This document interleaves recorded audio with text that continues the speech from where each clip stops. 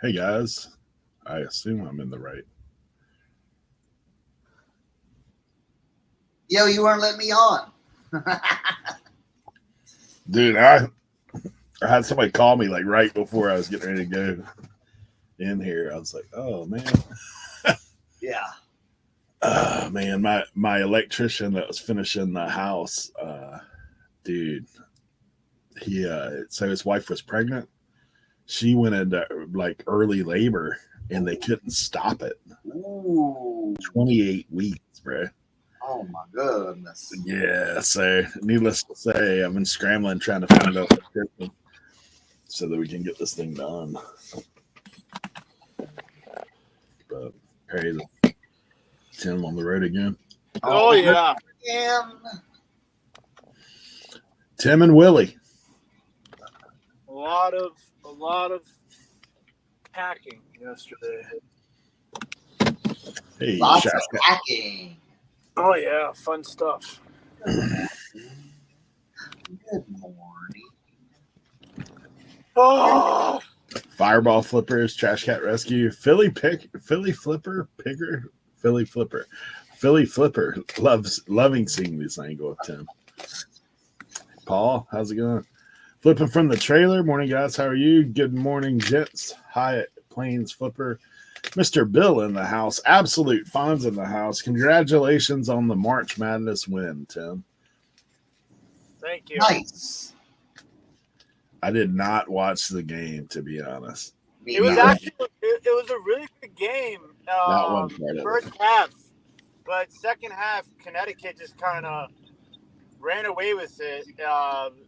It was interesting to watch because I was definitely scared in the beginning. The way that because that big boy for Purdue is no joke. Dude, he's like a mountain. But the big guy for Connecticut really did a good job in the second half defending him. So, yeah. LaDonna in the house. Diane Matthews, Trashy Panda. Flipping from the trailer again. Yeah. Thank you guys for being here. Yeah, man, I'll be honest, like, I really got into the girls' basketball this time around. Like, to me, it's more real, to be honest. I don't know how to say that, but like, just it's teamwork, it's defense, it's hustle, it's a lot of things that the guys' game tends to gravitate away from these days. Well, I think that's what I think that's what makes Connecticut, the men's side, so good because they don't really have like a guy who's like the number one pick or anything like that. Like it's a very team oriented, and what's crazy is their coach is so good. So think about this: they won back-to-back national championships. Okay, it's the first time that's been done since Florida did it in what was that, the early 2000s, and then the last time before that was Duke. The big difference between those teams and this team. Last year, Connecticut lost 6 of their leading 8 scorers, and they did it almost as if not more dominant this year than they did last year. That's like so difficult to do in this day and age in college basketball. Like it was kind of crazy. And then, but as far as the girls go, that Iowa South Carolina game I think was the most watched basketball game since 2019 or something like that. Like of any basketball. Yeah, I was reading this stat line where they were talking about all the things that it had more watchers than in sporting events. Basically, pretty much everything except for the Super Bowl. Like I was like, that's crazy. But yeah, I think it's awesome. I mean, obviously, being a father who had a daughter who played college sports, I'm like, man. I mean, I think it's great for women's sports altogether. I just hope that it continues that trend and it doesn't like just die because Caitlin Clark goes to the WNBA. Because there's a ton of talented young women basketball players. That freshman from South Carolina, man, is like really good.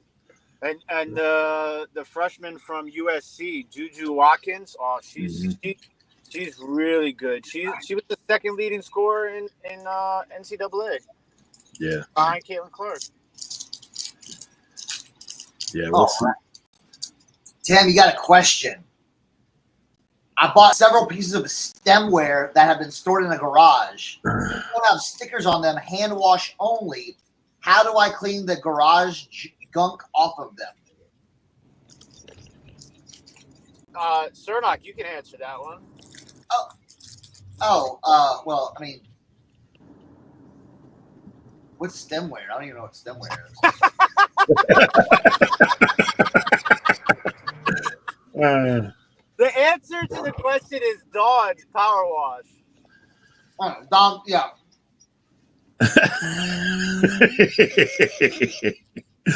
Stemware is like champagne glasses, wine glasses. It's Oh, okay. Yeah. They've got the handle on the bottom. Why? I wonder why they would say hand wash them. Do they have a color? Probably fragile, huh? What do you think? You think it's because it's fragile? What? Oh, even with the sticker? Well, that's why I asked. What are they? Are they like? I need to know what kind of glasses they are. Like, what is on them? What's the name on the sticker? Like, why? I'm trying to understand why they would say that. Like, is there like gold paint? Is there like?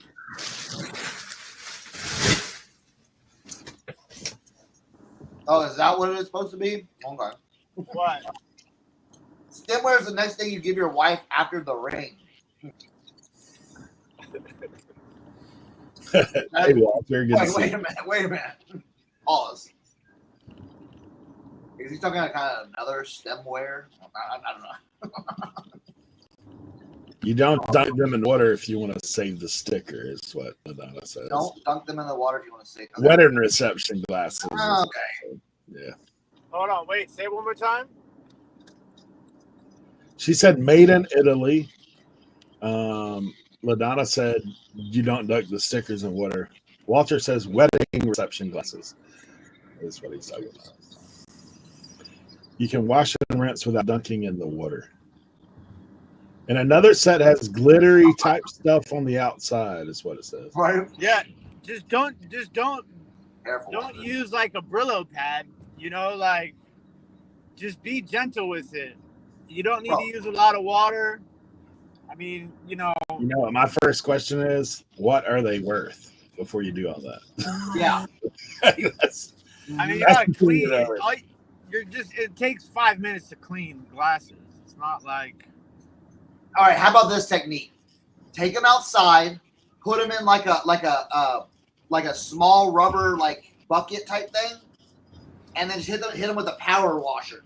No. Listen, just wash them. Just wash them like you would. Just wash them like you would wash your normal glasses that you don't put in the dishwasher. You know, it's not. You don't have to really worry about anything. Just be gentle. It'll be fine. Hey, Pinjar. Pinjar said Cernock's area is a money hole. Hey.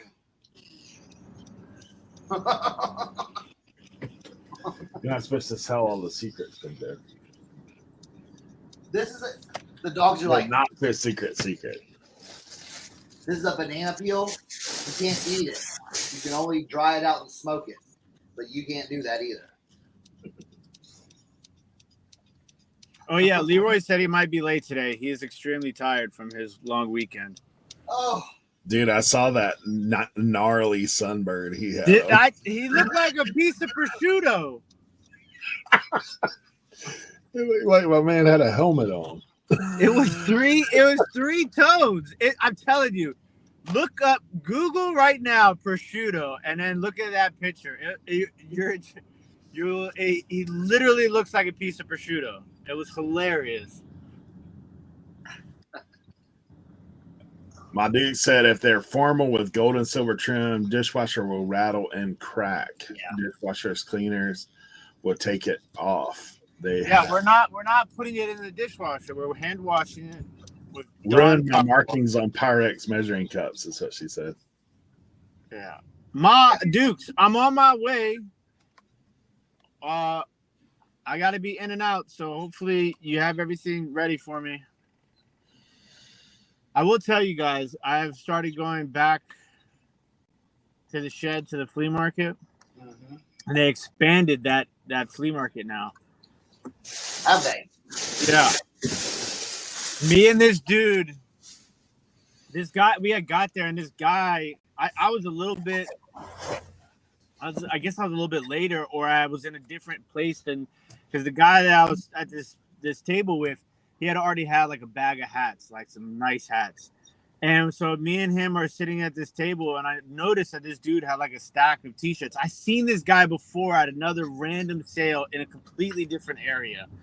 But I remember him because he had all these this Pennsylvania Railroad stuff, and he also had like what is going on here? He also had like Pink Floyd stuff, but a lot of the Pink Floyd stuff was new stuff. Bro, when I tell you he just started pulling out t-shirts, like I was like, what is going on here?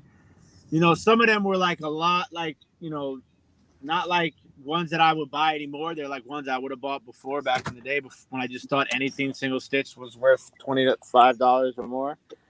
But I mean, I got some single stitch Harley stuff. I got 1980s blue Nike tag single stitch t-shirt. I got what else did I get off of that? There was another, vintage champion University of Maryland t-shirt. Ohio University on like an 80s jersey tag, like crazy. And then like I went to the shed, which is at the flea market, came back to walk around again, and he had the Looney Tune mug glasses out again. You remember the Looney Tune glasses that I found at one time? Yeah. One? Sure enough, he had the Slowpoke Rodriguez. Easy $75 to $100 just for that one glass. Bung. $5. And then I got another one too, the Henry the Hawk one, which is like $35. All right, I'll be right back. First stop. My dude said she didn't have you ready. Well, I'll be there in like 30 minutes. That gives you ample time. Wait, where's your first stop? The gas station. Oh. Oh, okay. All right. What about the Eclipse? What do y'all think about the Eclipse? No, OBX is like Eclipse right now. Look at him. Yeah. It's like so dark in it. I know. I don't have any ring lights or anything on at this point. I'm just in we're chilling. Yeah, the kids had a 2-hour early dismissal, so they could see. Dude, people are going nuts. Let me ask you this question. Okay. How many Eclipse glasses are going to be on sale today? Oh, dude. Listen.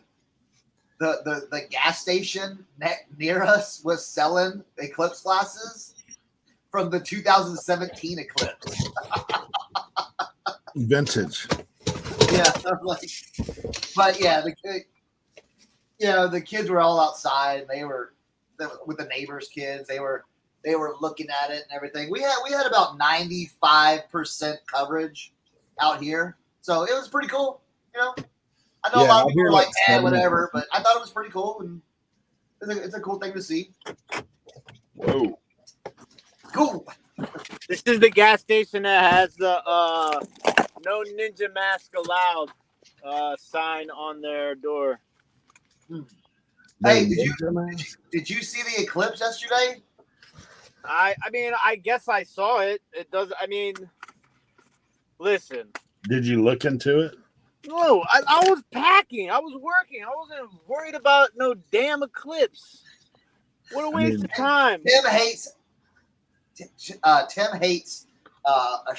astronomy. I do not hate astronomy. I just listen. You know, it's okay, Tim. It's okay, Tim. In my mind, I'm doesn't gonna be honest with you. I was Jen doesn't upset. believe that the eclipse is real. I'll tell you the honest truth. I was upset because in my mind, I was like, damn, I really missed an opportunity. I should have bought like 500 of those glasses and went out on the block and started selling them Jones. I would have made a killing. Yeah, people were in straight panic mode yesterday about that stuff. Astronomy and dinosaurs now. People were going crazy for those glasses because nobody could find them. Because we had them all out here.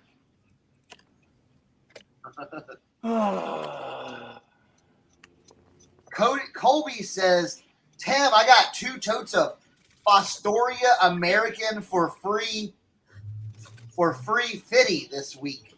Probably 40 pieces. Is it all clear? I don't know.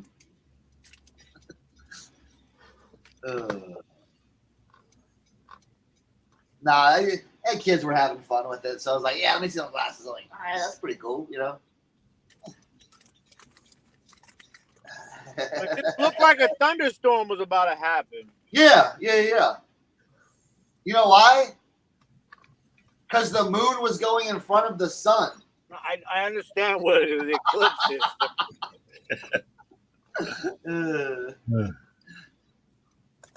I just wasn't, as excited as the rest of the world, apparently. Right? The pinhole. Remember the pinhole? Oh, yeah.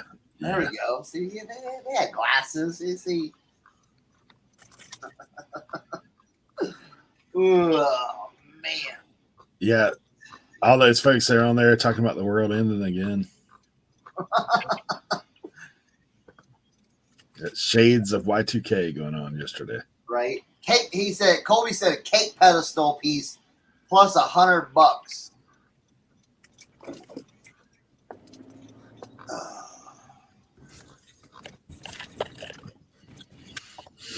Mary Frances purses. They are fabulous. LaDonna, I got, you know what? I don't think let me find LaDonna. I gotta get better on my LaDonna. I want to see this purse because I've been like picking up some more purses and stuff. I picked up a cool one this week, huh? Crochet purse with big tortoise loop handles. Hey, Brad. Wally said government scheme to increase iPhone goods. Oh, man. I tell you, motherfuckers out here speeding. What is wrong with people?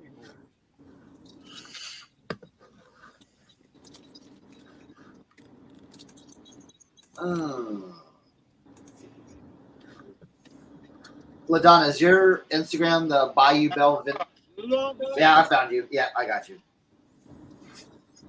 I hate people. I hate them all. Yeah, LaDonna, if I saw stuff like that at my honey hole, I'm picking that up. Yeah. Bayou Bell Vintiques on Instagram. You want to go see these purses? They're pretty cool. So, LaDonna, what's the value on those? What's the value on, like,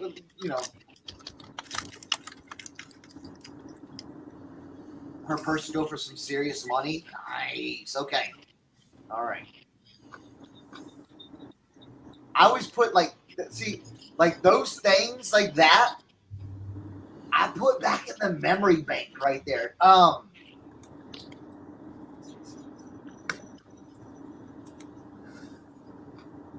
Let me finish watching it before. $200 and up. Wow. Okay. Jeez. They're pretty cool though. You know what I'm saying? Like, and whoever had these really took care of them. So.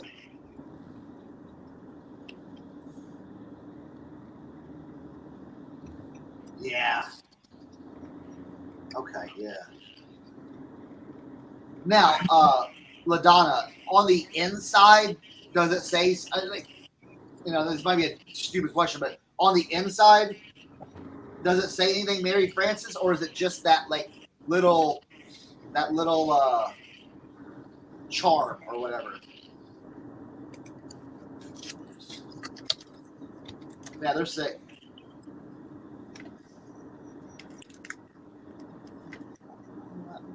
There you go. Let's see if I can post this. Let me see if I can post this.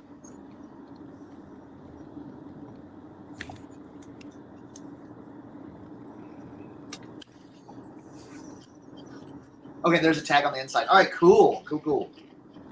Yeah, go check out LaDonna on Instagram on her first reel. It's really cool, these purses. So yeah.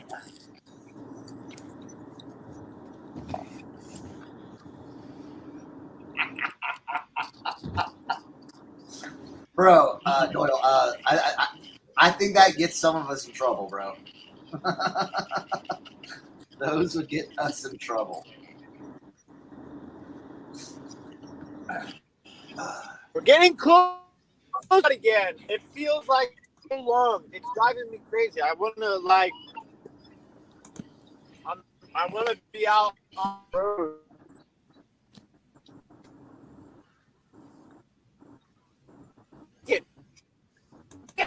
Bro, that is the best. What's up, Jimmy? That's the best message to get ever, bro. Do you accept returns if I don't like it? Oh, man. I bet you're just like,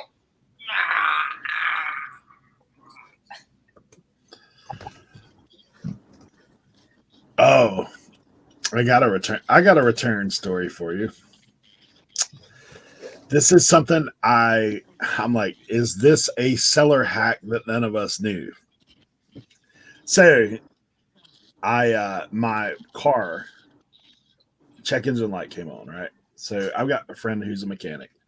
He's like, go to Advance, get them to put it on the scanner because he's out of town. And he's like, get them to put it on the scanner, tell me what it says. Okay, it came back, it said like the air intake, whatever. So I go on eBay. eBay has a lot of auto parts for you guys that don't know. Like we sell them. It's turned me on to that. But anyway, I go on eBay. I order this part. They say they accept returns. Cool. I get the part in, and as the part is on its way, I figure out it's actually something else. It's not that. Right. So once the part's already en route, obviously I can't cancel the order. Obviously, I'm not going to file a return and be that guy before the part even gets here. But I waited till it got here. I went to file the return. When I filed the return, here's what happened. It says I have to pay for the return, which I saw that in the listing. No big deal, right? Okay. When I filed the return, the next thing that pops up is you have to purchase your label through us and we'll refund the difference, right? So the part was $120, right? The label was $109 because it's oversized, 24 by 24 by 12, right? And the only option was USPS priority. I was like, those jokers ain't shipping that thing back. It's like they put it up at that level, knowing that you're going to say cancel return, right? Now, was there an option? Now, okay, go ahead. Sorry. To enter tracking, no option to enter tracking, no option to buy your own label. Either buy the option 1, USPS priority, option 2, USPS priority, option 3, cancel the refund. So here's what I did. I actually just went on online and talked. I talked to someone speaking English from eBay who were actually from the States. I was able to do the function on your phone. If you'll go through the customer service on your phone, they will actually call your phone. So she called me and I entered my tracking number and put it up. And I was like, but my whole time I'm sitting there thinking, like, I wonder how you could do that on expensive parts yourself, on expensive items yourself. I mean, basically, that's almost like forcing a return cancellation. If I didn't know any better, I'd have just said cancel. Like if I didn't know that I could do something different than that, I would have just said cancel the return. I'm not doing it. Yeah. I was like, that's pretty interesting. I don't even know how they did it. Like, I mean, I guess when they said that we'll provide the label, I guess the only option they had was priority. So that's why it's so different. I was like, but you knew. That's weird. Yeah. I was like, who's going to pay $100 for a label priority? Right? Like, How much did you pay for shipping originally? Nothing. Free shipping. It was free shipping. Yeah. Yep. On the way back, I paid $24.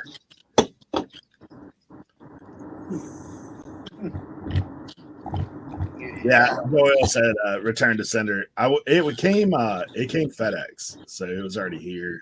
Like, wait. They sent it FedEx, but they were requiring it to come back U.S. priority. Dude, I tell you, I know what it is. Like they put that in as the option, knowing that that'd be the most expensive shipping, and most people would say, "No, I'm not doing that." Like that's really what I truly believe that. Yeah. Yeah.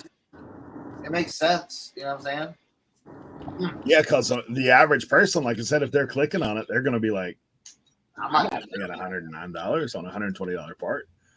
Ain't no way. So if you don't want returns, there's your shipping hack of the day. Like, return policy. Pay a fortune to send it back. So I can.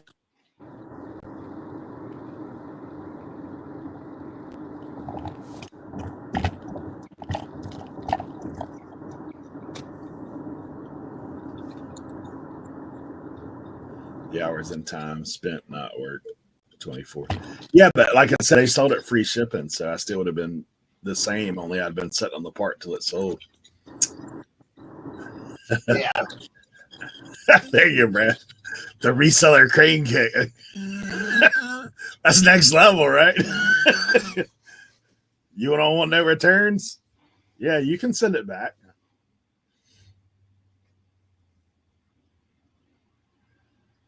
So imagine if, like, okay, that part was East Coast, like that was Ohio. So, right? Imagine if I'd have bought it from California, what that U.S. priority would have looked like. You want to return it? $250. Yeah. Or I'll just keep it. Oh man.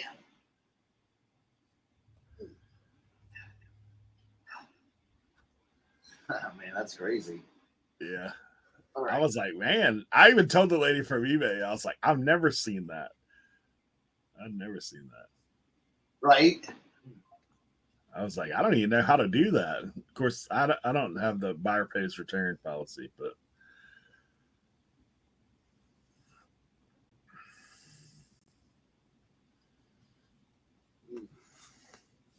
and I didn't want to be that guy who shot the silver bullet out there. Right. Item not as described. Yeah, I didn't want to be that guy. But sometimes you're just like,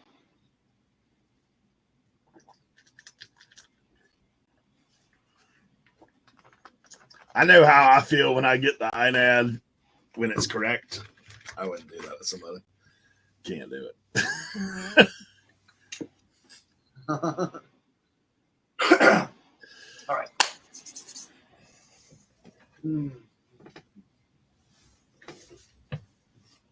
right. Let's see. I just been listing. Yesterday I was just listing. I listed an item I found in my death pile yesterday. It sold $85 right out of the gate. Oh yeah, nice. It was a little under the market, but it's all right. Now, okay. So High Plains Flipper. Just curious, what is the average rate of returns on sales made? I've been very lucky not having any unreasonable returns. Okay, so man, so there's a lot. And we've talked, if you go look at some of our past videos, we talk about returns, but the thing about returns is it's like they suck. Returns suck. You know what I'm saying? It's like, but man, it's part of business. It's part of business. And I do this little trick. I say, listen, it's sold once, it'll sell again. Yep. And it is the way of the world. I was talking to a friend of mine, a couple days ago about this, and it's like this. I always put it like there's always good to look at it from a different perspective. Okay. People that are like, and think about this. Think about like, you sell something and you're like, oh, I don't do returns. You're stuck with that item. I don't care. It don't work. I was, and a great thing would be like a way of thinking about it is, what if that happened to your mom? You know what I'm saying? That your mom goes over online, eBay, buys something, it comes in broken. She wants to do a return and they say, F off. You know what I'm saying? It kind of, when I think about it that way, it starts making more sense to me. That's like, yo, just take the return, refund their money, make sure you relist it, and move on. Okay? If you're going to let one return or two returns just disrupt your entire day, week, whatever, man, you might be in the wrong business. I hate saying that, but, so, I would just say, just handle it like a business. Your business. All right, cool. Yeah. Send them back. Hey, I sold a pair of Danskos. Okay. I did the twist and everything on them. Sent them out. They bought them. Sent them out. Boom. Yo, this heel is cracked. Okay. That's a known issue in Danskos. Okay. You can twist and turn, but maybe someone was wearing them that was maybe, a little on the heavy side. You know what I'm saying?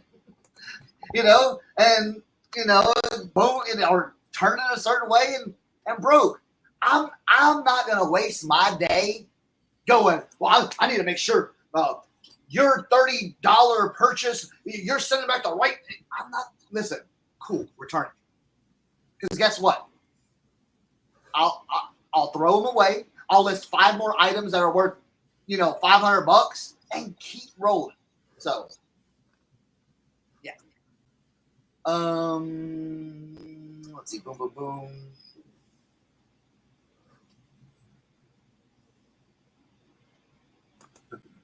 This was a balloon of clothing. Trash can. I'll get right back to that. Work returns at a retail store. Yeah, you will not care about returns. It's part of the process. Yeah, that's right, Doyle. That is right. High Plains Flipper.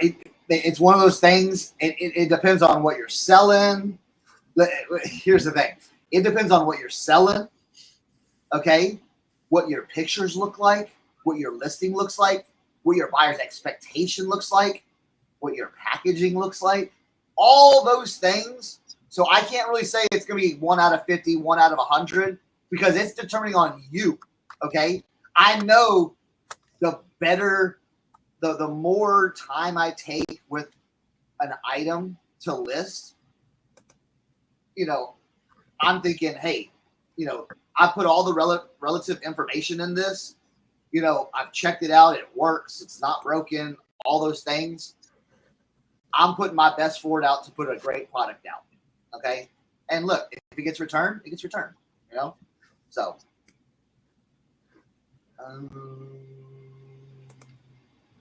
no 540 flips. Okay, let's go back. Trash cat.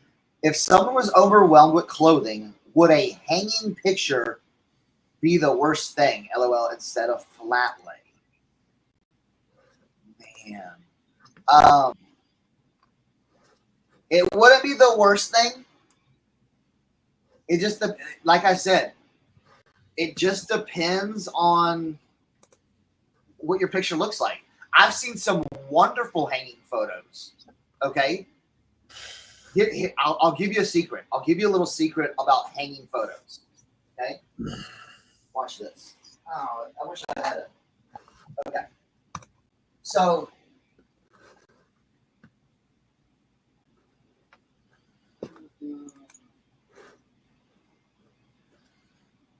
all right. Here's a shirt that I'm giving to my son that I wore. You know, these are shirts so rare. Listen, I'm gonna show you a shirt so rare you'll never find it because only 50 were made. Okay. So if you're doing a hanging piece, you know it's gonna hang. So you may, you know, depends on if it's long sleeve or short sleeve. That they may not. It may not, like, the sleeves may curl in. It may not look good. What I suggest is if you can get some kind of leaning board, okay, set a leaning board with a little nail in it, put it on there so it'll lean, and thus you do basically a little flat lay out there. And then all you have to do is, if you have it leaned like this a little bit, not much, all you gotta do is take a camera angle of that way, and then you'll be able to lay it out a lot better than just hanging. Hopefully that answers the question.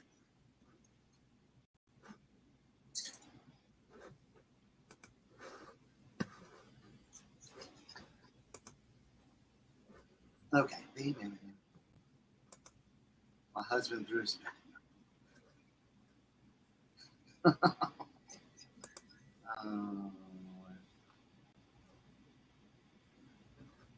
Listen, Pincho, you start picking up them cords, you're going to have a cord box, and then you're going to have another cord box, and then you're going to have a cord bin, and then you're going to have a cord section. Okay? I took one of those and just, I took a whole thing and go, bro, you know what? This space could be used better. I just threw the entire bin in the trash. So, all right. So okay, Joe Deals, do you think the no fees on clothing on you? I do. Okay. So to answer this question, I do not think that will happen in the US. Okay. And here is my reason why. Okay. Okay. Oh, wait, hold on. Pause that. Joe, pause. I saw a funny comment. Is Eric AI generated this morning? Yeah. Okay. Back to this. Okay. I was busy working, guys. Sorry. That was just a funny comment. I like that. That's funny. Okay. So here's the reason. Now this is just my reasoning and my thinking and my theories on no fees on eBay UK. What no fees? Okay, so think about the UK, okay, and their population versus the United States. Okay, way different. Okay, so they're smaller, and they had. Correct me if I'm wrong, but I think they had Depop, but Depop really didn't take off there. But there's another site we don't have in the United States called Vinted, which I've heard that it's huge in the UK. Okay, huge in the UK. Walter, that's 5 Hour Energy talking, bro. 5 Hour Energy. Okay. So Vinted is like Depop in the UK. It is a very stronghold. So what I'm thinking is what eBay UK is doing, it's going after that market share, just like eBay in the US went after the StockX and GOAT shoe selling sites and started making, like authentications, be a trusted seller, when you're doing, so, yep. There you go. That's exactly what I said, LaDonna. Boom, right there.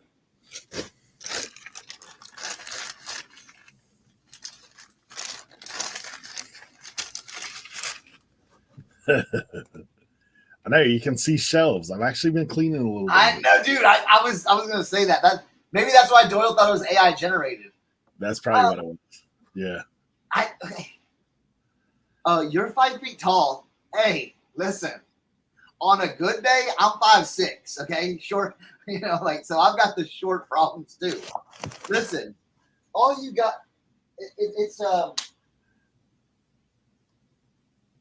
it would almost work with a whiteboard. If you did a whiteboard and you took it and then you just laid it, or like a piece of plywood, like a big piece of plywood, and then because here's the thing, if you have Photoroom, you could do an AI background or a background removal, and so it doesn't matter what you're leaning it on. So, bro, come on.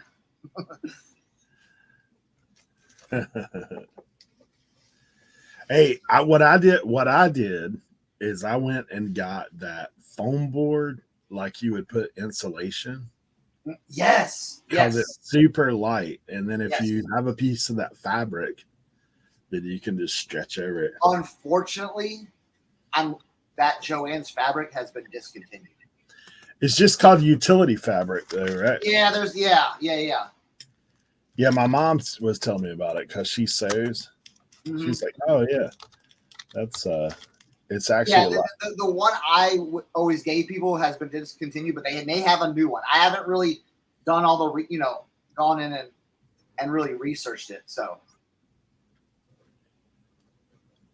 but yeah.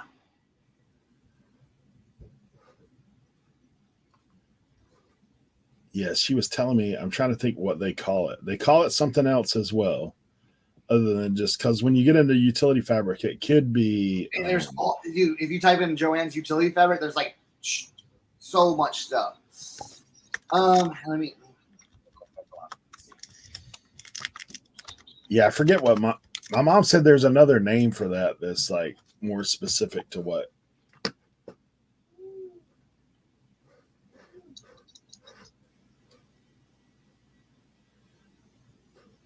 Yeah, that one that they're showing as utility fabric now is like mesh. Yeah.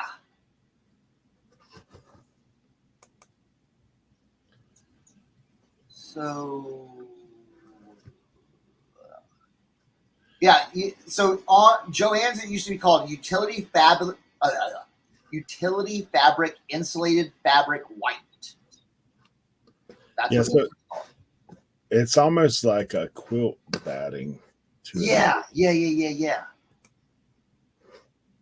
Oh, wait a minute. But it's not as thick. Yeah, this is what I had always used right here, and it says it's out of stock. But I don't know if that's just I don't have to look at it. So, bam, that's the stuff that I use. Out of stock, shipped to me, no. Okay. I wonder if they had something like a, hey, you could use this instead. No.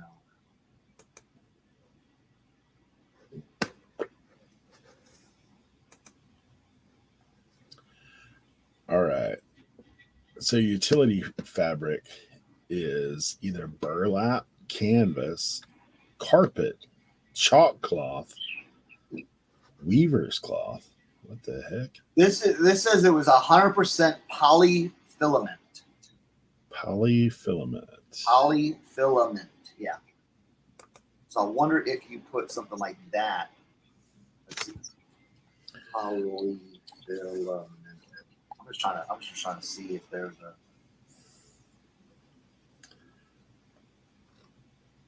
The online fabric store has something very similar looking. White denier PVC coated polyester fabric. But that stuff has like a grip. It's almost like a blanket kind of feel. Yeah.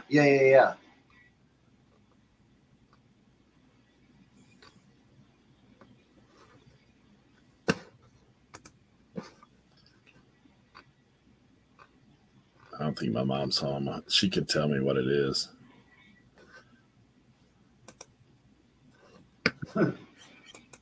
Hey, Mom! Mom! What's that fabric? She'd be like, Yeah.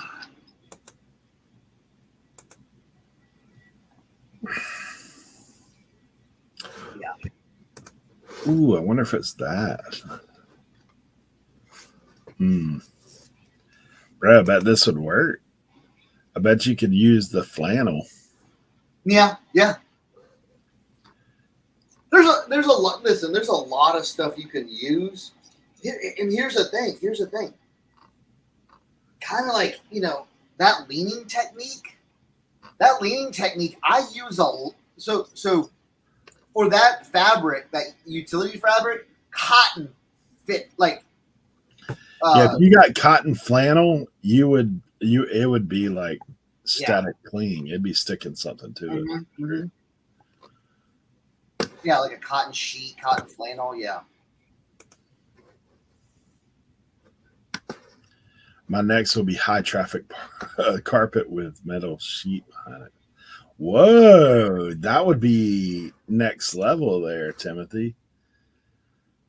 With the metal sheet behind it, so I can use magnets to help the sleeves display better. Wow. That's crazy.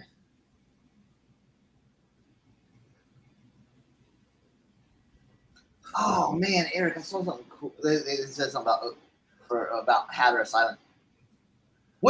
There's a beach. I saw a picture, and it was like kind of interesting things about like the Outer Banks, and it was one beach. It started with an M, and they have a bunch of houses just in the middle of the water.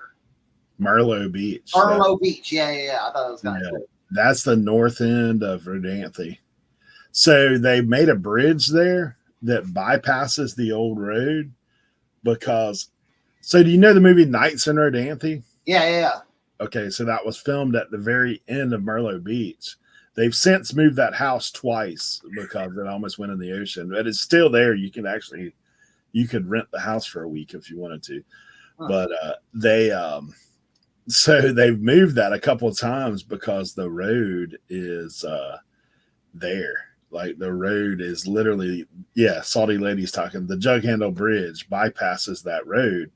So once they took the road out, like now there's no reason to keep piling sand up there. So all those houses, like when we have a blow, the houses on the end, it happens in Kitty Hawk too. Like further up north, a little bit north of where I'm at, there's houses that are like the dune line setting in front of the house. Like it's like, you're not, the septic's exposed to the outside. But for anybody that's interested, it's wild to see. It's wild. I don't know. Merlot Beach, man. Like my kids live on the island down there. Like that's we travel there on the weekly. But, I'll show you guys. Yeah, Kelly, that's a great thing too. I bet you if you went to go like Hobby Lobby or whatever, so dude, they have shirts, they have cotton shirts. Just see if it hey. But again, like I said, you may not even need that fabric if you lean it. It's like you're not leaning it like this. I'm talking about leaning it like at like almost like a 90-degree angle. I would say maybe like a 60-degree angle like this. So when you maybe put a nail right here, so then you can just put it on a hanger and hang it so it lays flat like that. Yeah, that's what. Yeah, there we go. Yeah, that one right to the right.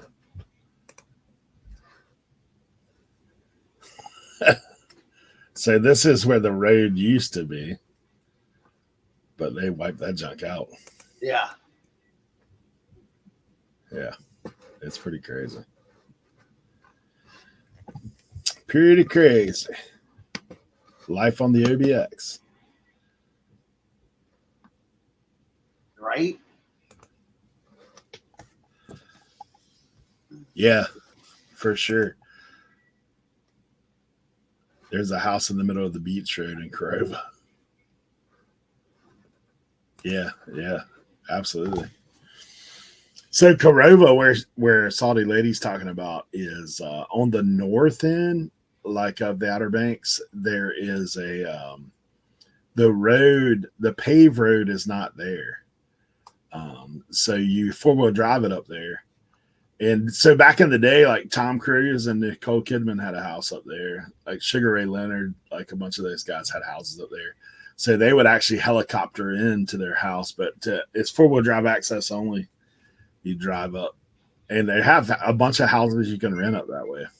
It's kind of crazy. Yeah. Use an S hook from the top with a white plastic chain to hang at different lengths. No nails required. Timothy Doyle, man, he's on the MacGyver mission, bro. Like, those are some ideas.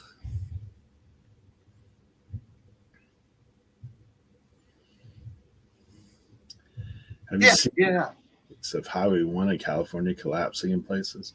It's interesting to see how they're fixing it. Yeah, I mean, out here we're used to the road going away because the sand will wash out from underneath the road, and then the road collapses. Then they have to go back and redo that section of road. It happens. It's crazy. But all right, I just got a text. Who texted me this? When are you free to play a game of golf together these days? Bro, I don't play golf. It's one of those like the, you know how you get those the scam texts. Hey, you should send him at mulligans.com, mulligansgolfshop.com. Yes. Dude, I get scam texts all the time. I know.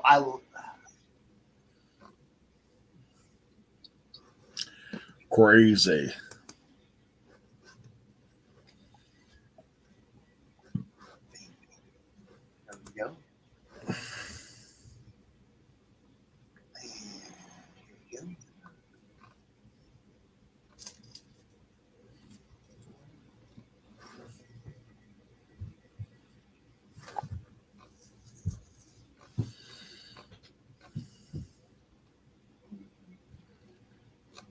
I'm not sure.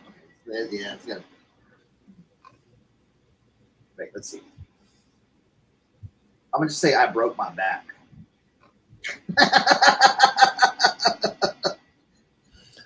Say, I don't have any clubs. Can you send me some?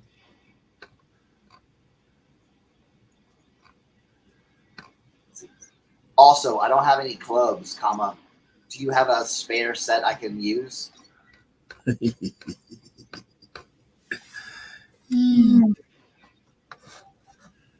Love it. But this one's interesting because it's man, what if this is like someone I know? No, it's not. Yeah, broke your back playing golf. Right.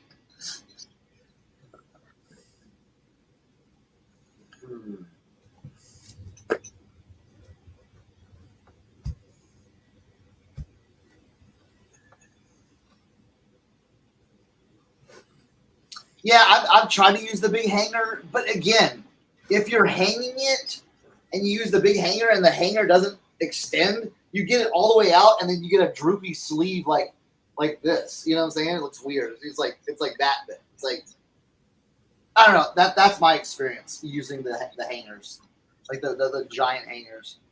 But hey, that's the great thing. Take your. That's what I did with my stuff. Take your space and go, what can I do to make it easier? And start messing like Doyle does. MacGyver it around and just see what you can do. Yeah. I just model these size shirts myself. Yeah. See, these are stretch. Yeah, Any size. One size fits all. Or just get yourself a model and just, Yeah.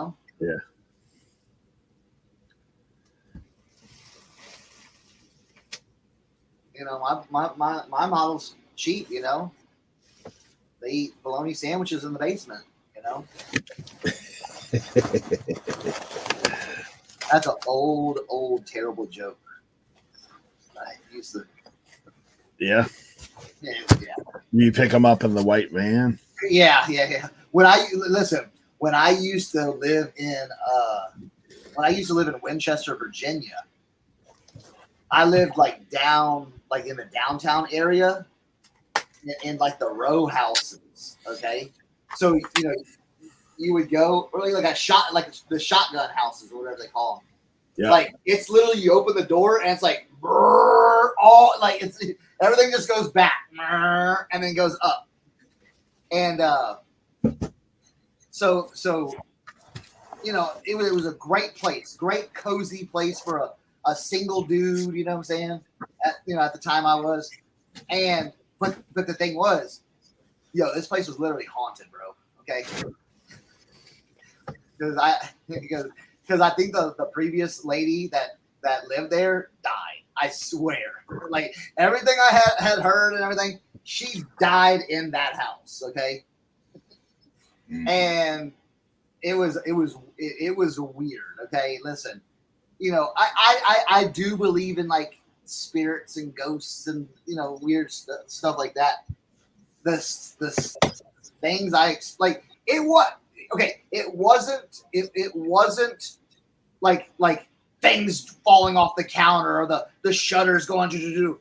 It was like smaller things, like things in the like your peripheral vision, like shadows moving type thing. Like, whoa, what was that? And then there's nothing. Or the weirdest thing, because one of my girlfriends experienced it too, bro. So I had a loft. So you'd walk up the stairs, and I had made this into my.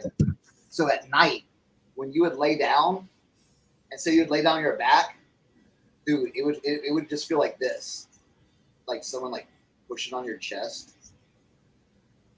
and it'd be like, ooh, like whoa, and like you'd turn over and nothing. But man, whenever I lay on my back, I would feel like some pressure, like on my chest, just right here. And it freaked me out so bad. I could not sleep. I could not sleep on my back when I was there. Now, the thing is, they had a basement to this place. Bro.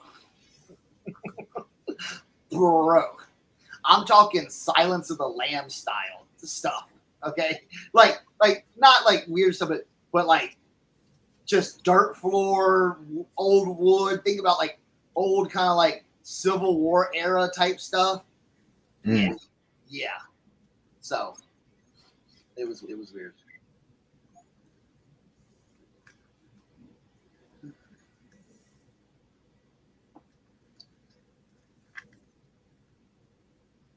What the heck? Dude, I got a beeper the other day. Who knows these? Whoa. Remember when I had all those beepers? Yeah. Dude, I had no idea how much some of these things are worth. Man, I sold bag loads of those on Whatnot back in the day. Mm-hmm. Some of these ones that have color that are clear, $90 for a purple one? What?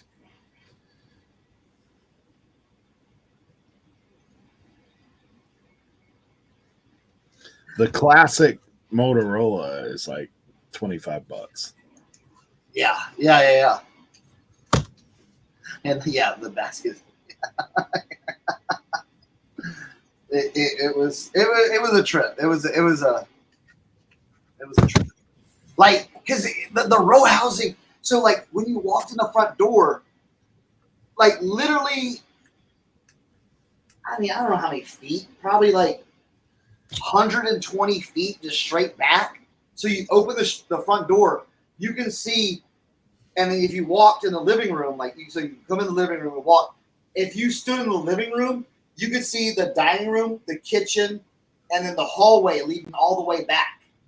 So, bro, at night times, bro, you looking down that hallway, just ooh-wee. Ooh-wee. Clear white back in the day. Timothy do it. Yeah, some of that stuff's wild, man. Oh, you brought the clear blue one from Tim. Yeah. I'm pretty sure Tim got his pagers from me. Like, remember when I did that Whatnot? I had like bags of pagers, dude.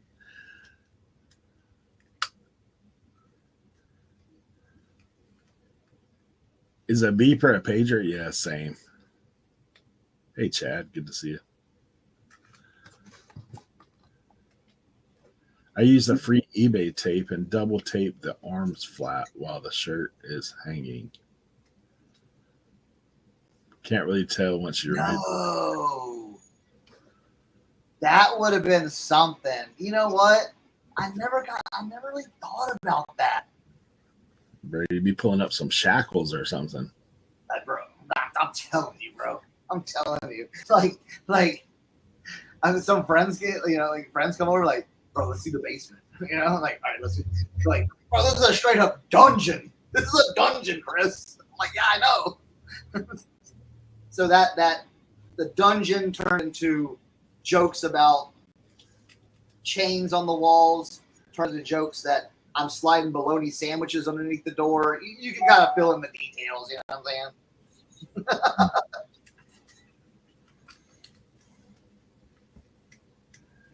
I'm saying? Salty Lady said, how do you test the beepers? First thing you gotta do is get the battery compartment off, and then you can get them to display, but if they're not connected to a system, like I don't think they have that anymore. Like listings that you'll see people that have on them where they say no pages, like that.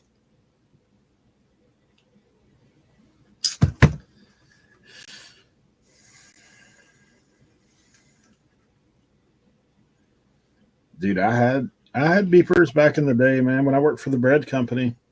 Mm-hmm. Like that was the first cell phone situation. Is like, hey, you're gonna get the 911, call this number, stop at the payphone. Yep.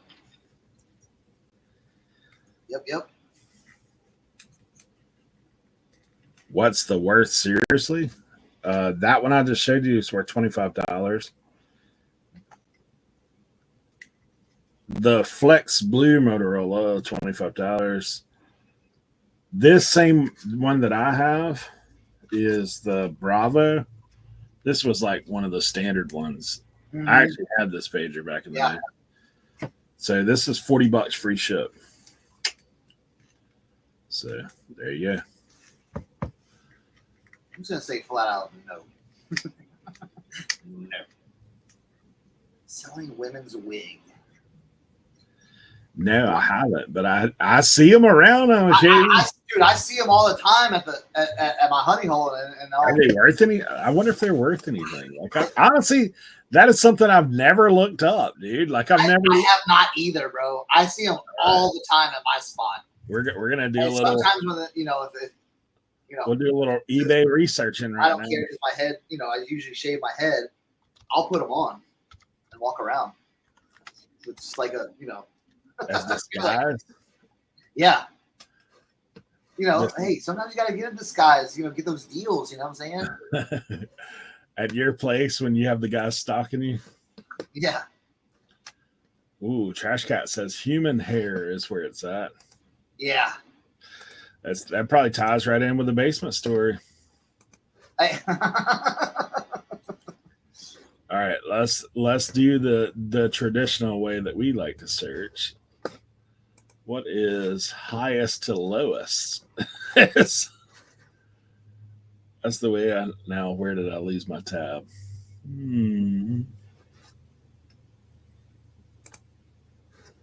All right, let's see. Bro, that looks like a Barbie doll. All right, whoa.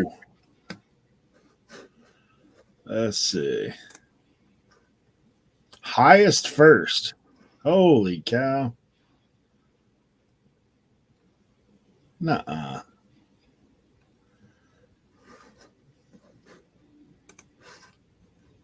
Are you seeing that? Yeah.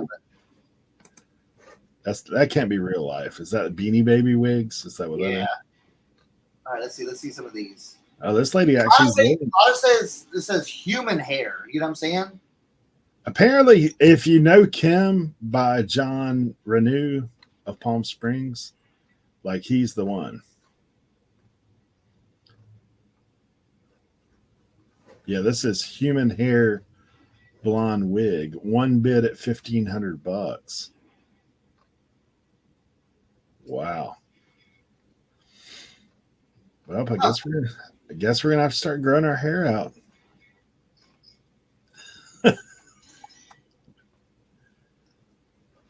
John Renault. Hey, so who had that? Wait, hold on. Who had that? High Plains Flipper. All right. We're doing some research. Now, you probably don't have something like this, but if you do, hey, let us know how that goes. I'm interested. Let me ask you this: how can you tell it's human hair? Like, how do you know that? Yeah. That would be. I mean, I'm sure. Like, because I know there's some stuff like. Okay, let's click on one of these listings. Let's see. That's a costume wig, man. Cinderella, bro. 1890s Gibson girl costume, $628. All right, let's do something else. Let me add to the thing. Let me add to the mix because all these are brand new. Obviously, the likelihood of any of us finding anything brand new. Yeah, let's go into the pre-owned. That one's pre-owned because the lady's wearing it. To blonde with rooting. Let's see if they show. Whoa, her listing is gone. This lady apparently likes to sell wigs. This lady. Yeah. She's got a lot of modeling going on. Human hair silk top. Yeah, Trash Cat. Yeah, the synthetic hair feels like kind of like plastic. Oh, here we go. Mm-hmm. You're not on the right tab. OBS. All right. Oh, here we go. All right, so we're scrolling. So this is a little tag action. So net with, let me see what else this guy here. Yeah. Dude, that is wild, man.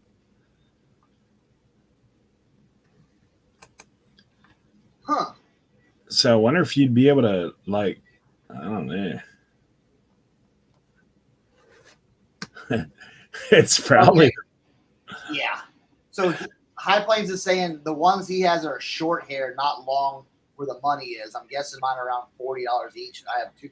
That's still not bad, you know? Now, here's the real question, High Plains. How are you going to model them?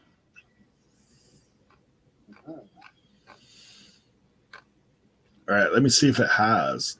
So then there's all these lace front, classic cap, full lace, closure, lace closure. Okay, style. Let's go. So you have the bob hairdo. Let's see what Bob has to say. So like this.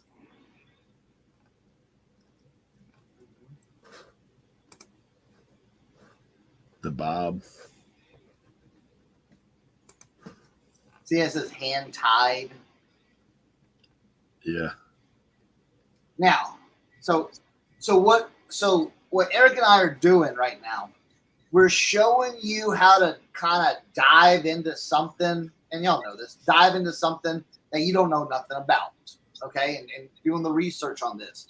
Now, what you want to do now the thing is, High Plains Flipper, now you have a decision. You know, after you do your research, you're like, okay, now what do I do? Do I list them one at a time, this and that? You know, it depends on how much effort you want to do it. If you want to make a one-shot deal and be like, hey, boom, this is it, maybe do lots of them or whatever, that's what you have to do. Now, you know, here's the thing. If there was a way that you could get wigs like all the time, now this is something that you would really want to kind of deep dive then too. So apparently, like, these brands are the ones that you would look for. Mm-hmm. John Renault, Raquel Renee of Paris, like theirs seem like they're better. So Raquel Welch has her own wig line. Yeah. A couple $100 on these. If we keep scrolling down. Yes, Commonwealth. That's what we're doing here, okay? We're researching. $69. Yeah. Look at this wig model. That one's awesome. Boom, done. There you go. You're looking for how to model. If you want to get 10 bids, then you put it on your hand-drawn face. High Plains. I say you just model them. Just model them yourself. Some of mine are Paula Young, he said. Paula Young. All right, let's go. We got a starting point. There we go. Paula Young. Oh, there we go. See that? There, see, yeah. Right around where you're saying, $30-$40. And they're probably now. Are they in bags or boxes or whatever? Because that's You don't want this one, whatever one that one is. $13. Yeah, but they put it on auction though. But also look at the model, bro. Like, is that Scream? Yeah, that's what I want. Bro, just like that. Walter, I have no idea.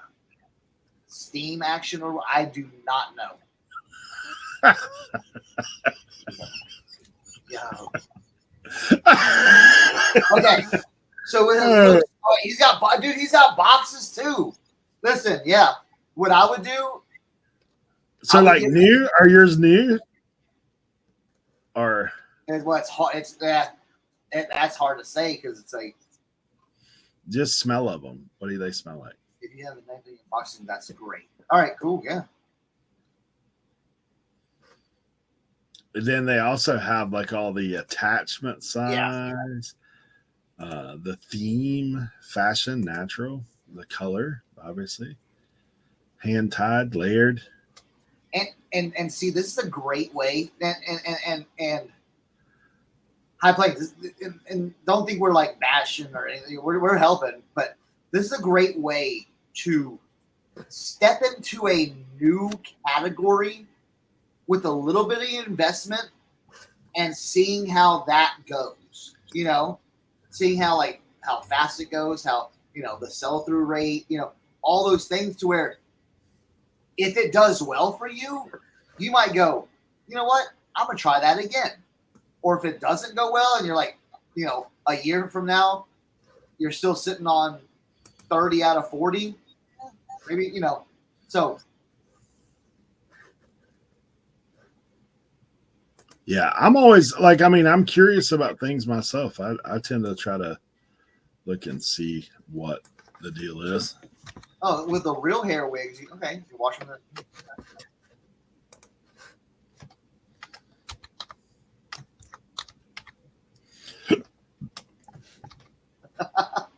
Hey, there's something for everybody, okay? Hey, and hey, here's the thing. Don't think we're not looking at this too. You know what I'm saying? Because OBX sees stuff like this all the time. I see stuff like this all the time. I just never pick it up. I've never looked at it. I've never, because I don't, Let me see something. Yeah, Brad Brinkley says that. Yeah, all young. They sold. Hey, guess how many in the wig category has sold in the past 3 years on eBay? Just wigs in general. Yeah, wig category. That would include your costume wig. Probably if I had to guess, maybe quarter of a million. 38,700,000 worth of wigs sold. The average sale price $33.20. Average shipping $8.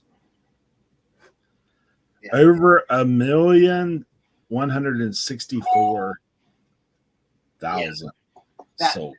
I agree with this, Trash Cat. Just say as is in the listing. If they're buying the wig, or if they're buying a $40 wig,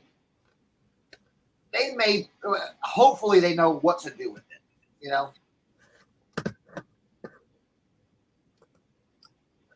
And dude, this is right here. This is right here. It could be a niche in your area that no one else is picking up. Can't find ping golf clubs or Patagonia. Maybe wigs. That's the thing. That's the thing. Sometimes when you can't find stuff that you always look for, sometimes it's branching out and going, hey, I'm going to try this.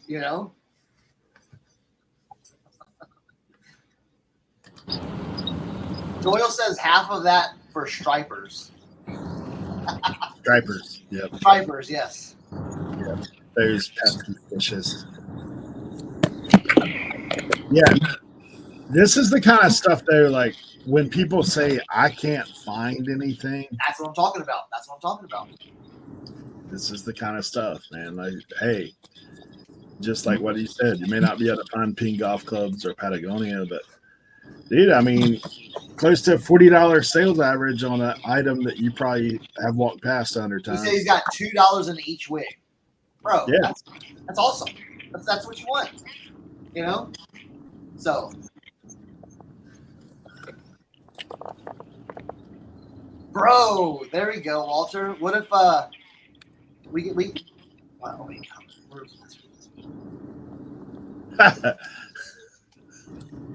Hey, there we go.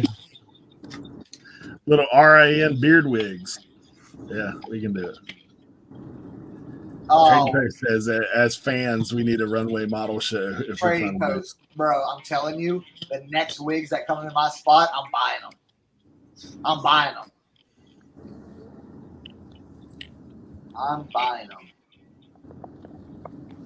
Would you disclose on the description these are unwashed? Yes. I'm not sure ethical of selling wigs.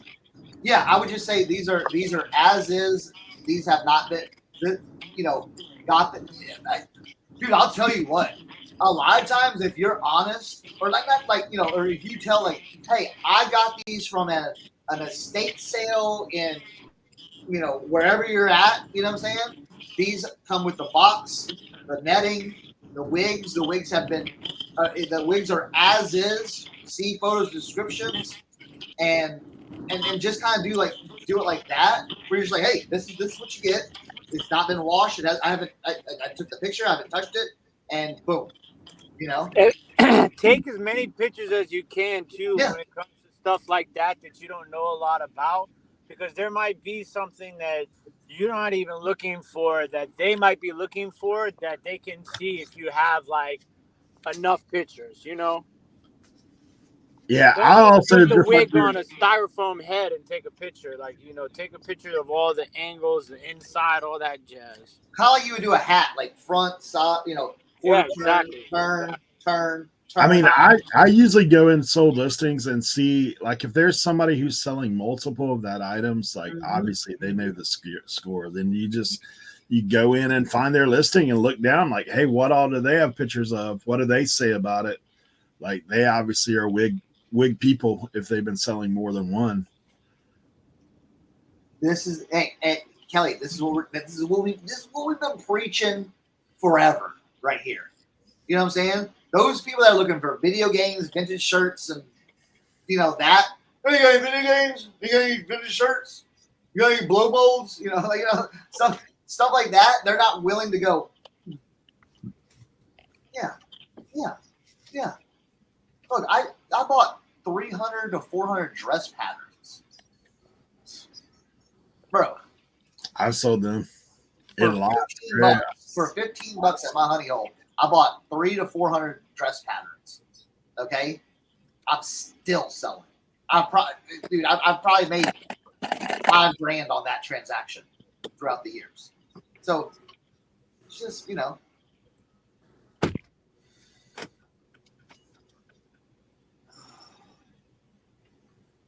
nice.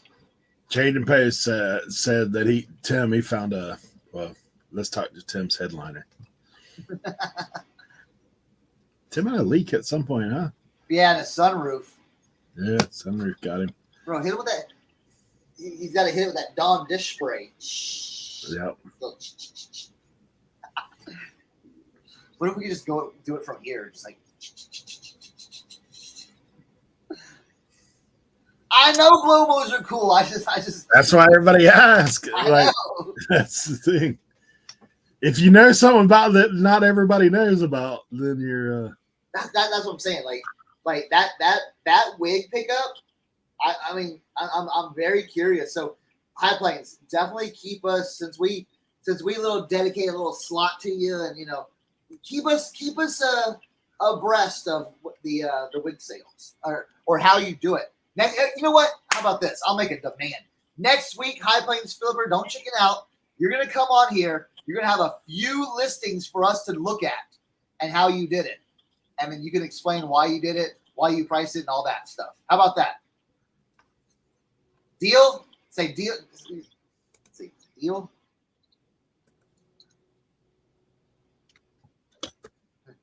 deal.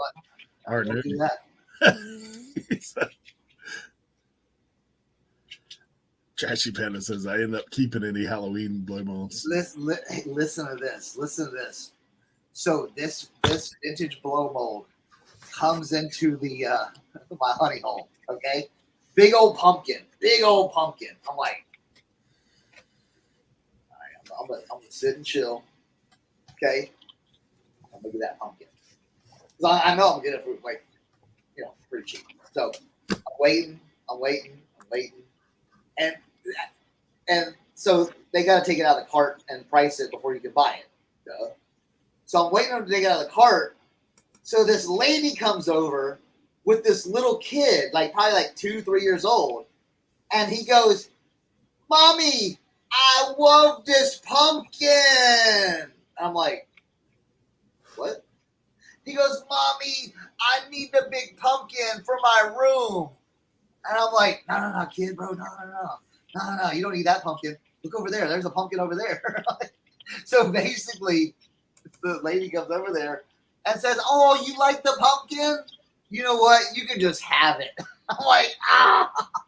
I'm like, all right, good for the kid, but didn't get the pumpkin.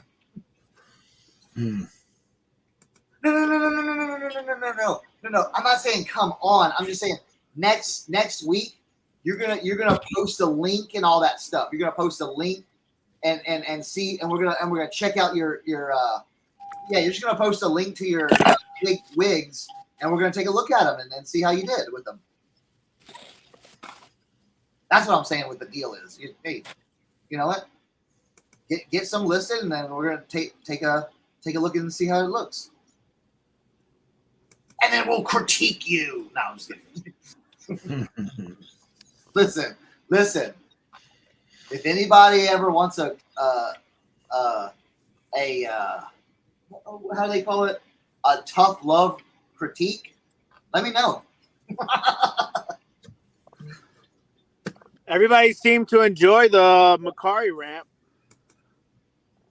What's Macari? Mm-hmm.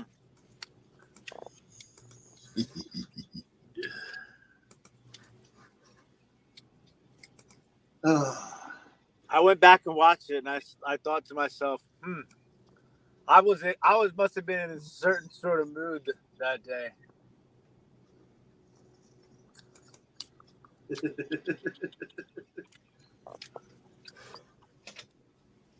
Yeah. Get ahead. Yeah.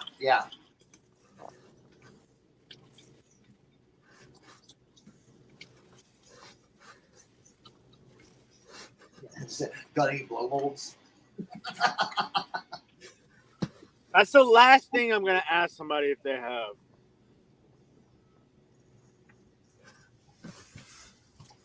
Listen. There's that one place on 127. They have the same 300 blow molds outside every year. Yeah.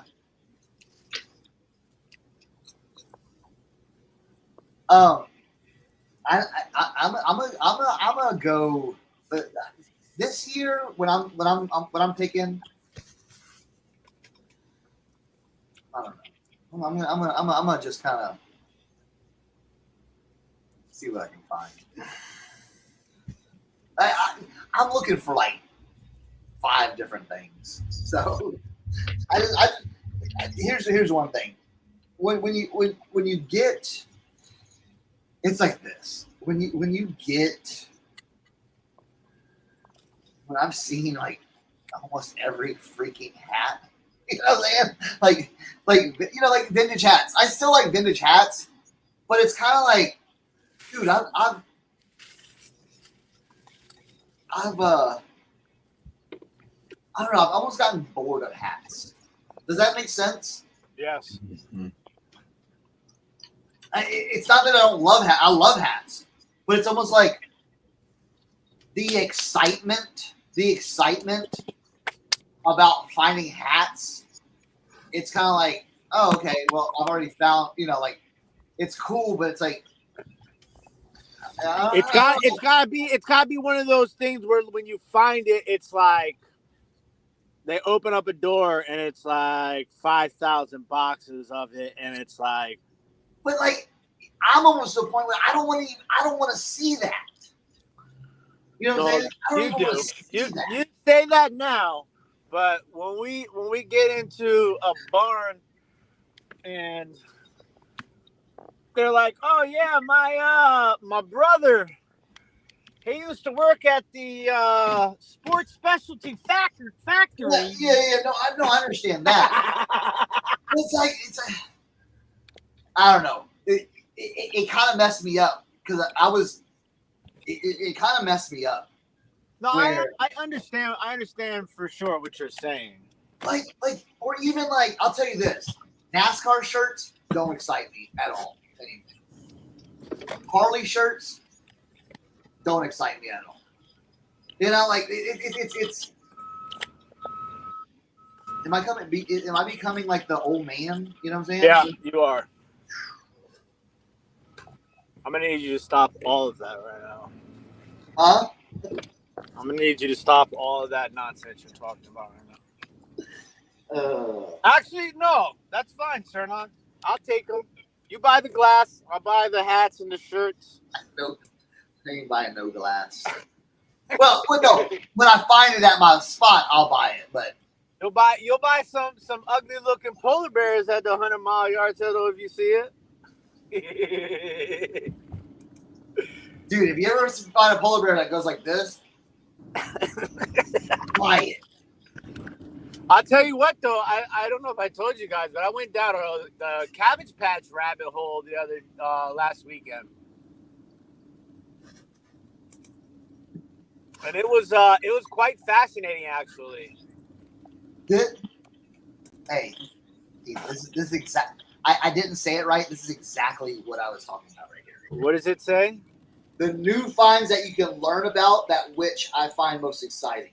You know what I'm saying? Absolutely. I think that's why what I was saying is that I understood what you were saying. Like, cause dude, how many listen, I've already done the NASCAR haul. You know, I bought 40 all over print NASCARs. Cool. I've done that. Been there, done that, got the t-shirt. Sold the $2,000 Harley shirt. Been there, done that, sold the t-shirt. You know, it's hats, you know.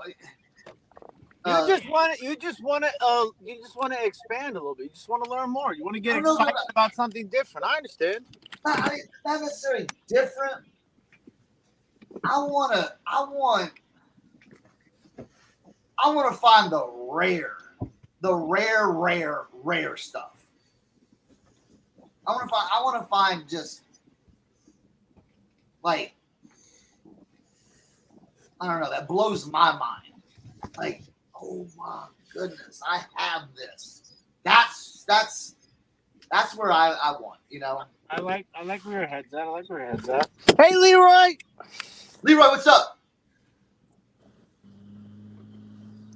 I don't want to hear any excuses later since you're already eating now. Trading post. Listen, I'm not saying it's hard to say. It's hard to say like kind of what's in my mind about it because I feel it's a confliction because I know if I see some cool shirts I'll be like, yo, let me check these out. But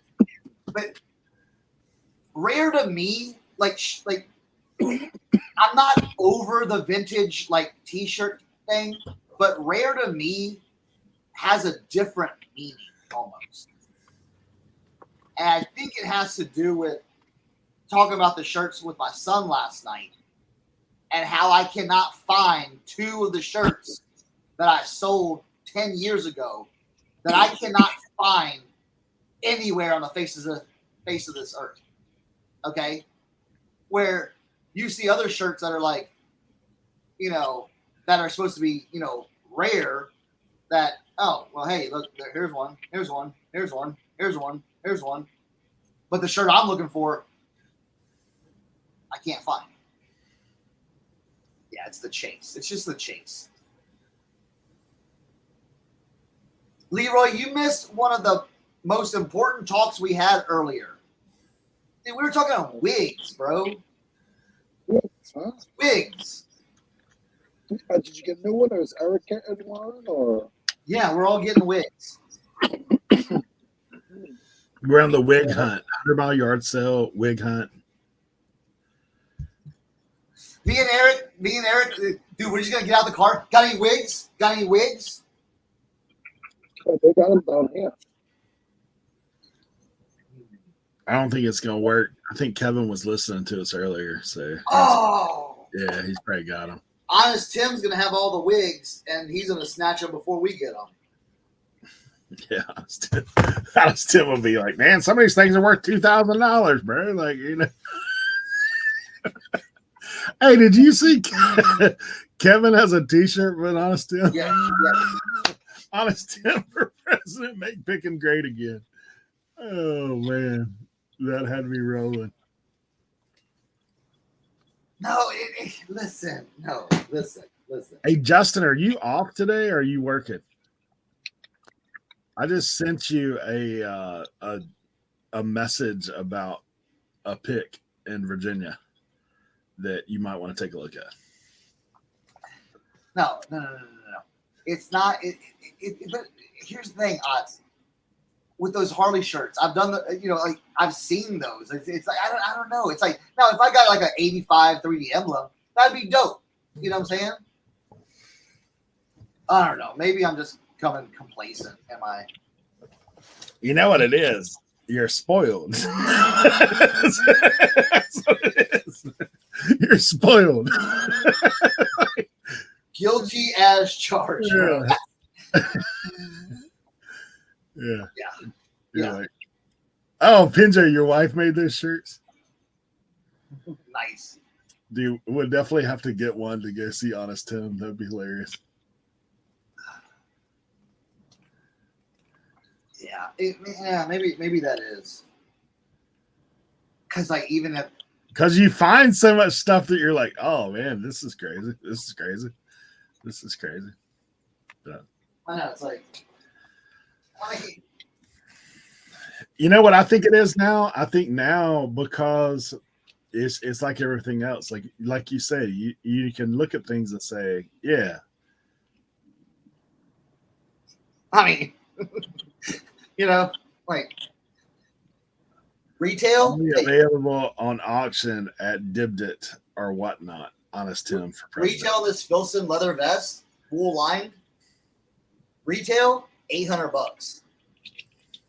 That is. Now, here's the problem. Have I listed it yet? No. Our Wilson Leather went out of business here a while back. No. This is no. Not Wilson. No, it's not Wilson. Filson. Look, yeah, Filson. If you see that brand right there, pick it up.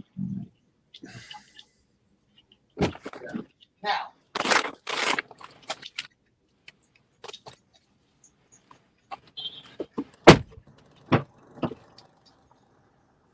Mr. Trevor.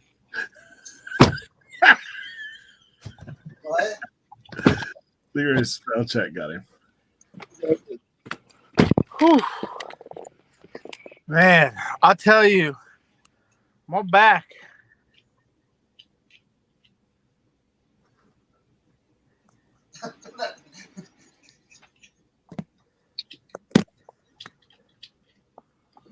They do hats. I'm gonna wear this to the 100 mile to the yard sale. It's gonna be too warm for that. Hey. Early morning, bro. I'll be crushing it. I'll be crushing it. Cernog, they gonna look at me and Cernog like, who the hell are these guys?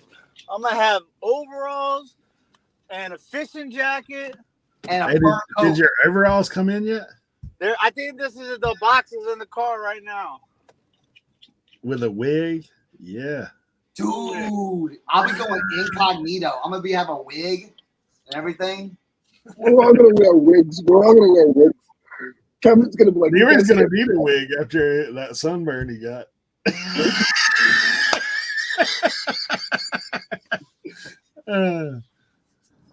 Yeah, it's a long jacket. It's long. It's. If we get 50 people in the chat, I'll show them. Hey, you know what you need? You need a fedora, man, to wear. Yes. Thing. It's like I look like a chicken. I feel like I look like a chicken.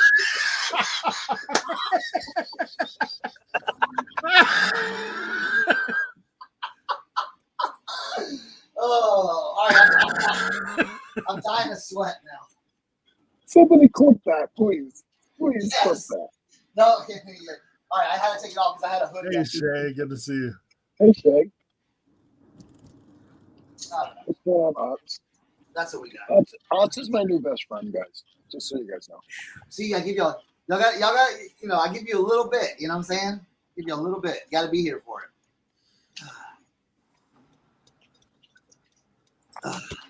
Yes, Walter. Yeah. Have a gamer wouldn't falling around with a dart gun. That's hilarious. Send to Kevin for when he's out in the yard. You look like an owl bear. Yeah. Oh, here we. Oh, I wonder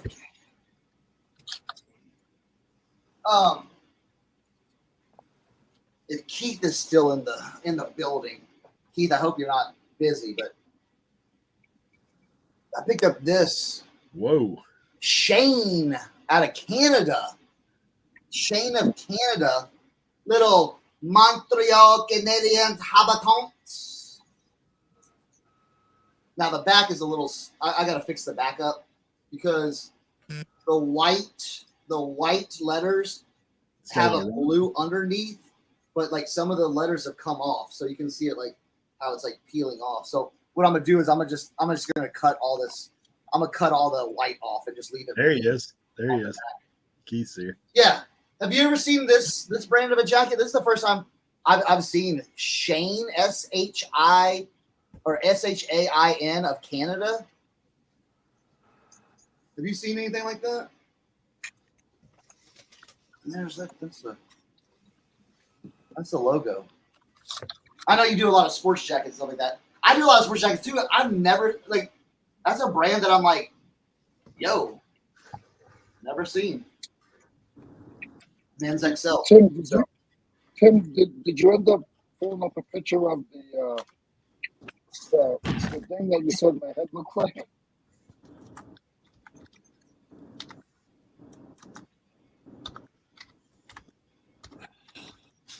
I don't think he heard you. That's okay. What happened? Put me on big, Eric. What? Put you on big. Oh my gosh, bro. Oh my gosh. Look at him. I'm telling you, he looks like a piece of prosciutto. Yo. Bro. Yeah, it's nice. It's like the kind of like a chalk line type style.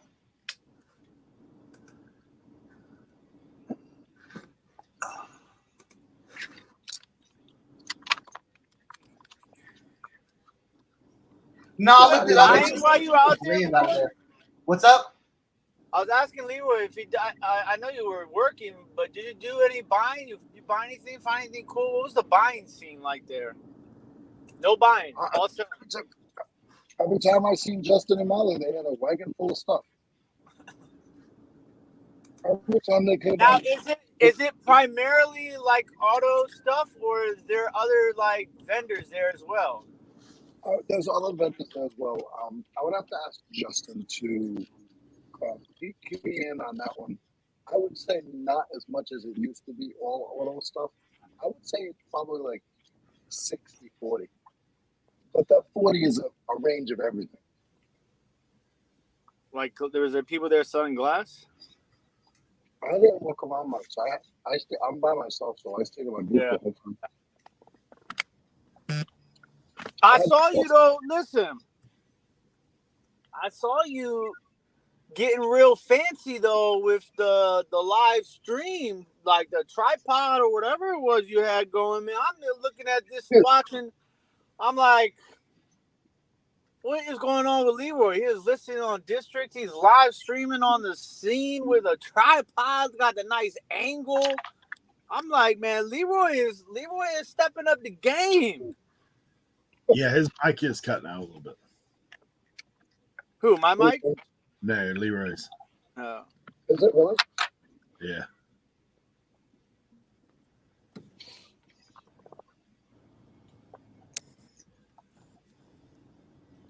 What's going on, camera? I filmed like almost like 5-6 hours of footage this weekend that I have to scrub through from two flea markets and 2 flea markets in 3 days at the Dulles Expo card show. I ran into like one of like the biggest card channels on YouTube. I'm sure you guys have probably seen him before, like just on YouTube, like just randomly. His name is Jeff Wilson. The name of his channel is Sports Card Investor. He's got like well over like 100,000 subscribers. I think he has like 40,000 subscribers, something like that.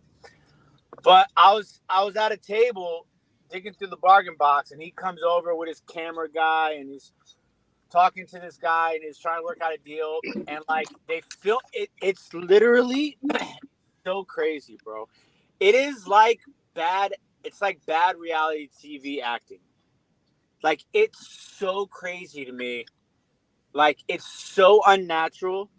It took them like 45 minutes to do a deal because the dude was like stopping and starting and refilming and filming and clapping next scene. Like they like gave the guy who was the dealer like a mic, like a lavalier mic.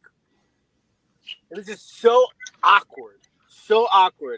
Like I understand, like, you know, they're gonna go back and they're gonna chop that thing up and they're gonna edit it and it's gonna look amazing, right? But there's something about that like is just, I can understand why people don't want to watch like vlogs like that because it's not natural, it's not organic, it's not like real. It's very, I mean, like when the deal was done and he left, I looked at the dealer and I said, man, he said, yeah, that was a little weird. I mean, he made a crazy deal for like, I mean, there was a Babe Ruth involved, a Messi autograph, like, but it was just awkward. It was awkward for the buyer. It was for the seller. It was awkward for me standing next to them. Like, I'm trying to look in through this bargain box. I'm trying to get some bargain prices, and y'all over here filming a damn movie. Like, I mean, I just got my GoPro on my chest. But it was interesting at the same time to see that how that goes down. Like I've seen some of that stuff before at card shows where like people are like, how much for the whole case? Like they don't buy it, but they make like a big deal like they're gonna buy it. Mm-hmm. But like it doesn't, something about it that doesn't feel authentic. Even though like the deal actually does go down, it's just the way that he does it. It's just, what do the kids call it these days? Cringe? Is it cringe? Is that what they say? Yeah. Was it cringe? Yeah, it was very cringe, as the kids say, to watch it like firsthand like that. And he's kind of like, the dude is kind of not like, I mean, he's like nice, but like the way he kind of was talking to his cameraman was kind of like, it wasn't nasty, but it was just kind of very short with him.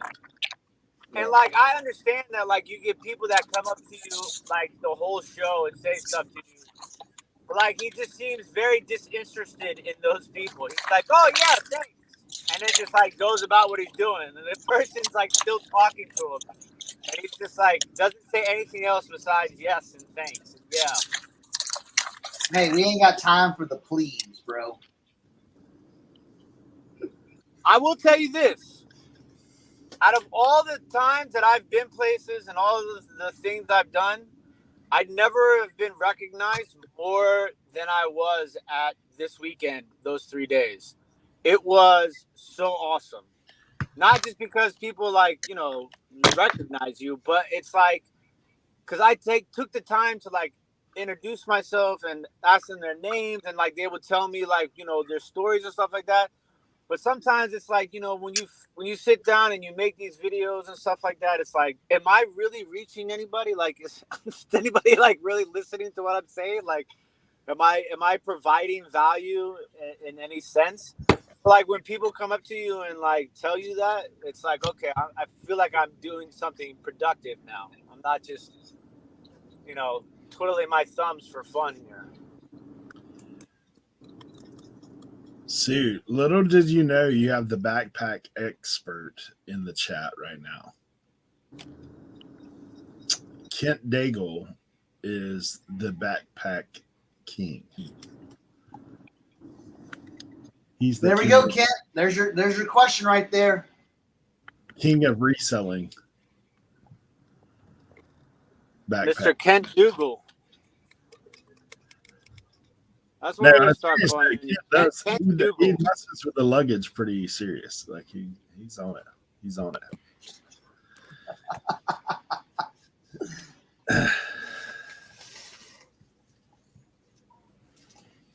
Man, this StreamYard's really got my phone hot today. The only thing that I do know for sure is to pack your backpack with something to fill it out where it looks like it's actually got stuff inside. Then you find a model with a wig. Nah.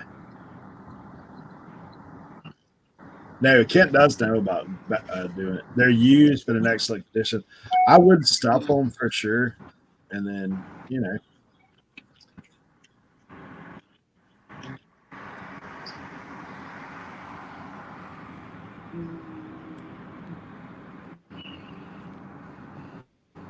See, that's the thing.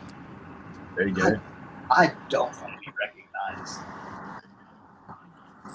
Phil said backpack with towels, hang from a nail, take a pic. They're not Yeah. lies to them. So He says, no, that's not me. That wasn't me. I'm not on that. that's why he's going incognito, man. He's going incognito up there picking with us. Incognito. I'll tell you what's really funny. Somebody called me. I don't know if they were calling me out or if they were just pointing it out. But like in my latest video, I was at this yard sale and like, you know how like I talk like when I'm like around like my folks, right? Like, you know, I can get a little urban, right? So I was at the yard sale and the dude had like these Georgetown jerseys. I was like, hey, how much you got in the jerseys though? And like I got real like, you know, in my bag how I normally talk. And somebody was like, it's funny how your accent and your voice completely changed when you asked about the jerseys. I was like, damn, I noticed it too when I was editing the video. And I was wondering if anybody was going to catch that.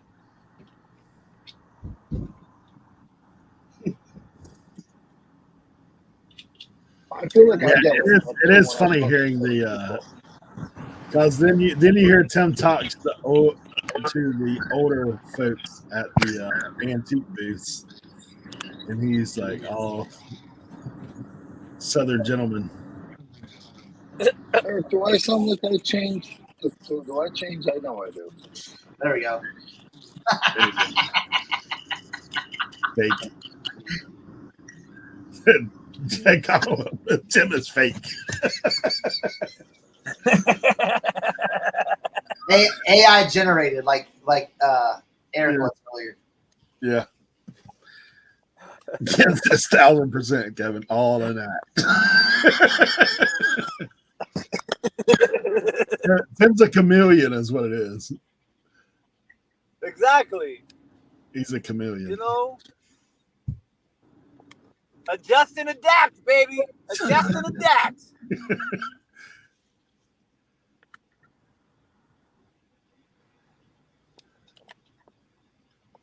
What does these have anything to do? Oh man, I I don't want to pack anything anymore.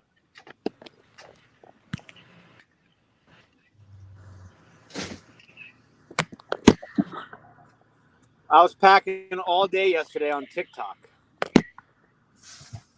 You guys didn't come visit me. Packing on TikTok. Yeah, I was like, let me try something new. Because, listen, the thing is when you got to pack, right, and you're by yourself and you got 20, 30, 35 items to pack, it's very easy to, like, pack 10 and then, like, pick up your phone and start scrolling, and then next thing you know, 30 minutes goes by. And you're like, damn, I got to stay focused. But, like, also, I didn't want to, like, go live on, like, YouTube or, like, Instagram, because then I got to, like, talk to people and read the chat, and it also takes some time away from what I was doing. So I was like, if I go live on TikTok, I can just go live, and I can pack and not have to worry about anything. And just kind of keep myself accountable, because I can't just, like, stop and not do anything. So, like, it just made me, like, continuously pack the entire time. Tim, when you do the packing live like that, do you use like, do you have a trash barrel nearby, and do you use a lot of cardboard at all, or? Oh. I did get. Oh man, Leroy. I did get stumped on this. I was so frustrated. I had I sold 2 Power Rangers new in the box, right? And generally, they're like, if they're the same size, you can kind of like stagger them to make it like, you know, like where the plastic hits up against each other. Well, one of them was like was a bit bigger of a figurine, even though it was the same series and everything. And I could not, for the life of me, figure out a way to get it into any box that I had. And it was going all the way to California. I was so frustrated. I was just like, I got to the point where I was like, this is stupid. I'm wasting time. I'm just going to ship these individually. Well, hey. But, you know, every once in a while, you hit a little roadblock like that when you're packing. But, hey. And I was like, oh, damn it. I'm going to run out of boxes. Tim, tape cures all. Yeah. What? If it doesn't look right, just put more tape on it. Oh, my God, you guys. No? I just cut it out of that box and build a new one. That's what you do. Come on. I am like, ever since we started, you know, this whole thing, I am like self-conscious. I'm like, I wonder if somebody watched me packing if I look like this. Ken, stop, Ken, please. If I look like a mad scientist trying to like. Oh God, you know. I can't.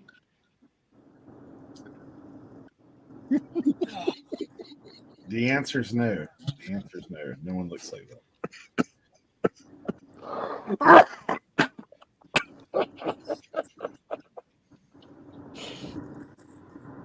All right, let's see.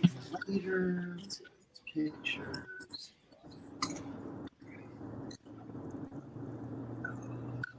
What you guys are doing here, but it's not working for me.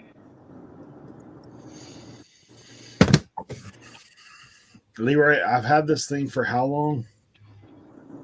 Remember this? What is that? A hook?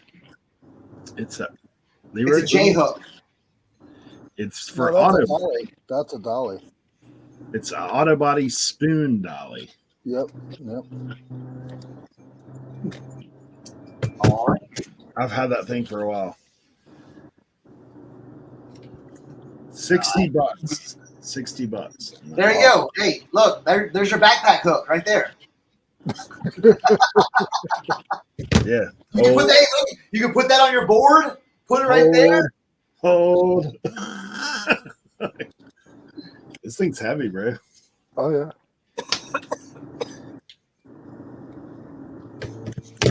Hey, maybe keep one for a street fight later on. You know. Ah.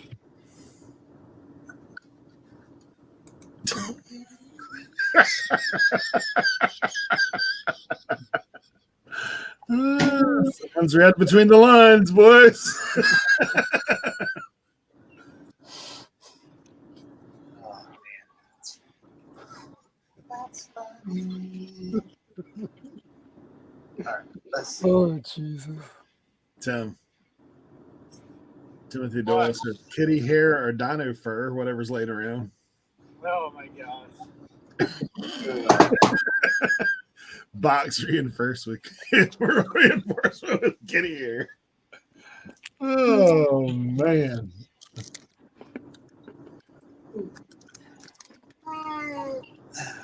Molly's asking if you've recovered from the weekend, Leroy.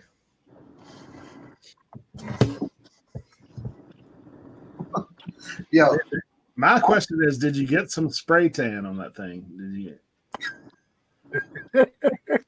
I don't think Molly saw the picture. Molly, did you see the picture yet? There you go, Molly. Dude, look at that right there. Police, where they going? They're going out to somewhere. Sun.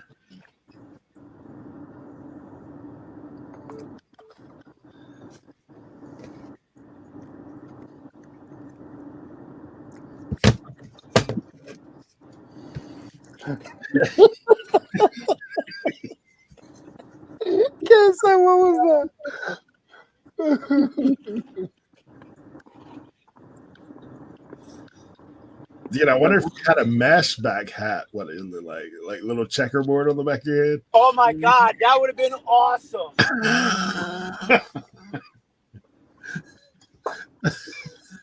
I see you, It would Chris. look like a character out of Dragon Ball Z. Chris said, I knew Leroy was white.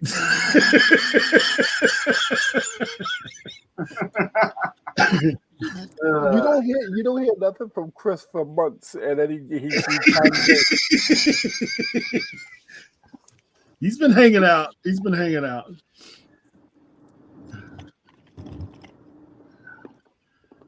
all right, that's funny. Dude, you might want to take your hat off and go outside just for a second, just to get a little different shade. get a little fade. You got like a neck fade anyway, like from the back of your head to your neck. It's a little fade. I had shade and everything, but when you're tearing down and stuff. Yeah.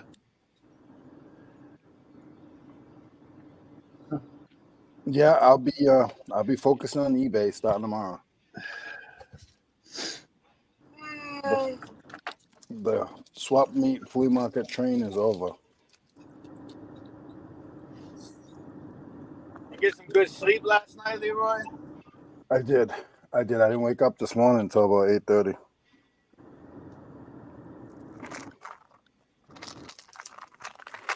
I got this damn bird, right? This bird, it wakes me up every morning, and it whistles this same tune. And it's like a whistle that like a killer would make in a horror movie. It's the same. It's so crazy. It's like getting out of control. Like every morning, it's this weird whistle. It's like,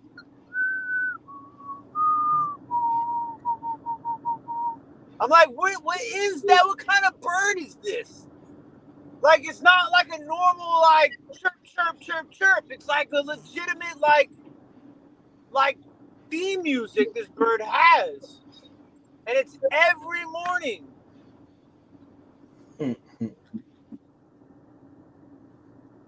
Are you sure it's a bird? I mean, what else would it be? A bat? I don't know, man. It's definitely some sort of mammal. I mean, what other animals whistle like that? I'm not going to answer that.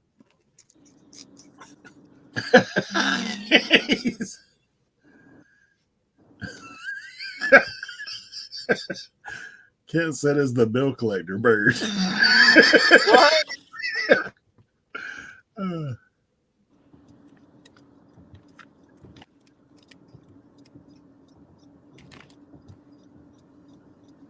I mean, maybe, so let me ask you this. Do hummingbirds hum or do they whistle?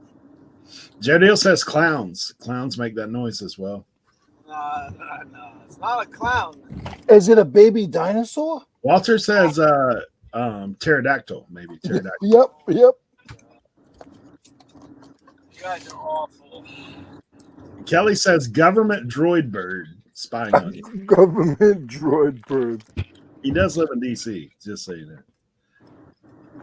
I'm gonna record it when next morning. Did you check with the man in the closet? Is what Trading Post says. Keith says, by the way, update: bird isn't a mammal. Just wow. Oh man. Oh well, look, you got me there. A mammal has to have what? 4 legs and hair. What is the rules for mammals again? I think one of them is warm-blooded. Yeah.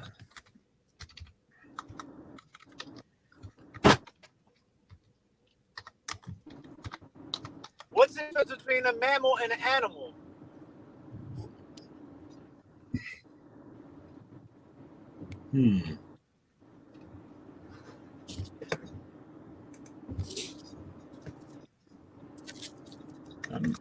An animal, I think, would be a larger. All right, so the definition for mammal: any member of the group of vertebrate animals with youngs that are nourished with milk from the mother. Warm-blooded.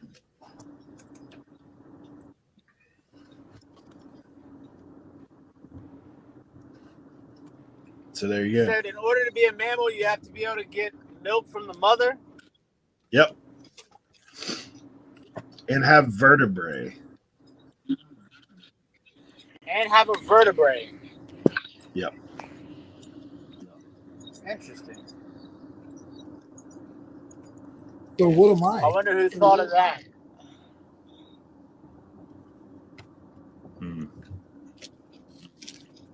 That's the sort of stuff that's interesting because think about it. Some jabroni was just like, okay, we're gonna if it can get milk from the mother and it has a vertebrae, we're gonna call it a mammal, and it just stuck. And everybody, it's the law of science now. It's a rule. It's kind of crazy to think about, right?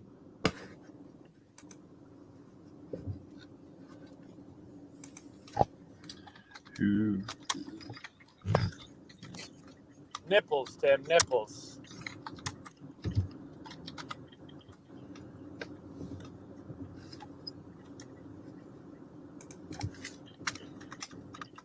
Oh.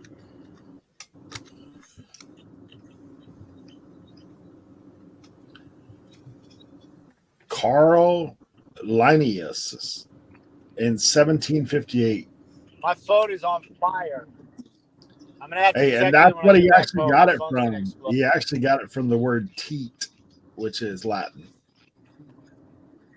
So that's the root word, mamma. So there you go. Carl. Thanks, Carl.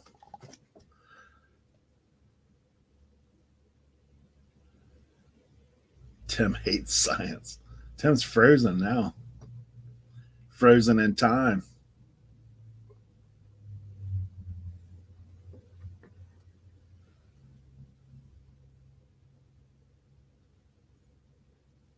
Jeez.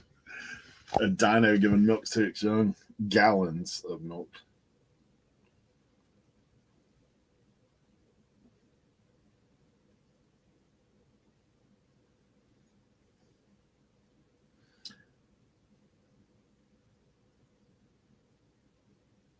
Yes. There you go. Copper top. That's it.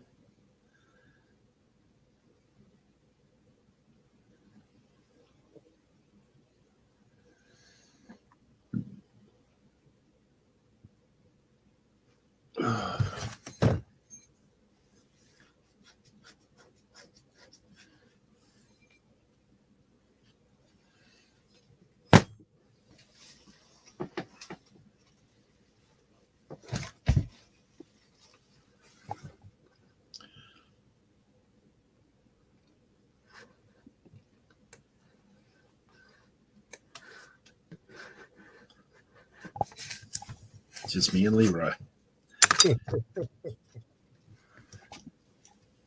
We take turns. Mm-hmm.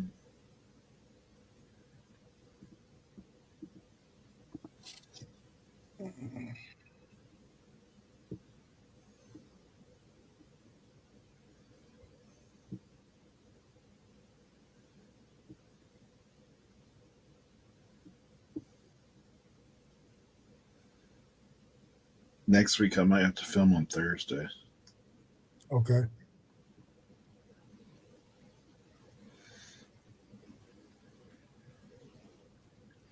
While we got everybody in the chat, is there any kind of information you guys would like us to do a show on?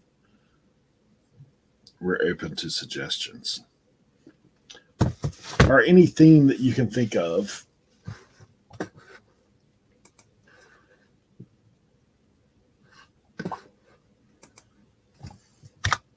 Taking requests.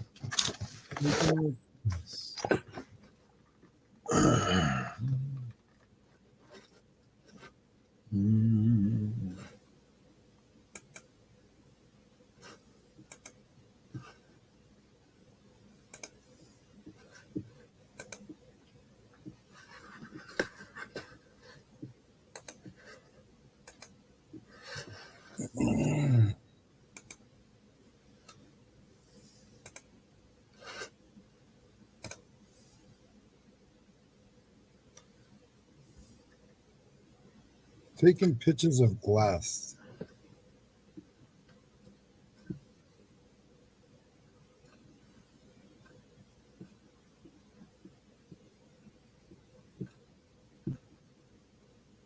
Taking pictures of glass. We could put that on the list. Doesn't hurt. For sure. Thank you, Kristen.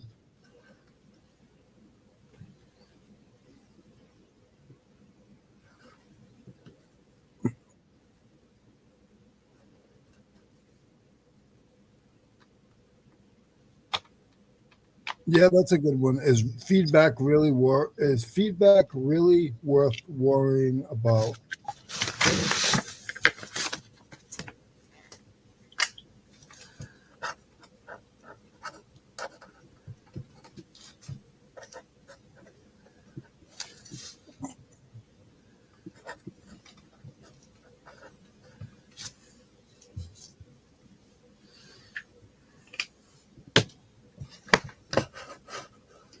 Sorry, I'm quiet, guys. I'm trying to research something here that I got yesterday. I went back to my guy after I left what it was yesterday.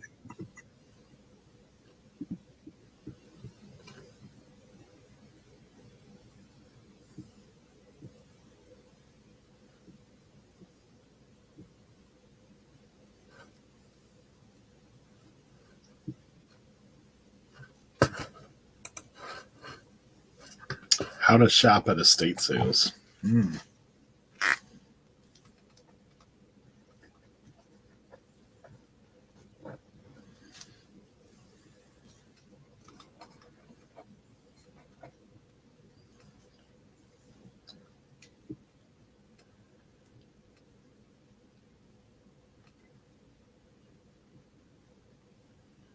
I feel like I'm highest to lowest over here.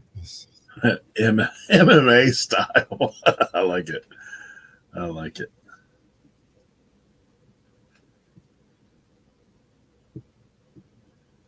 Oh, yeah, yeah.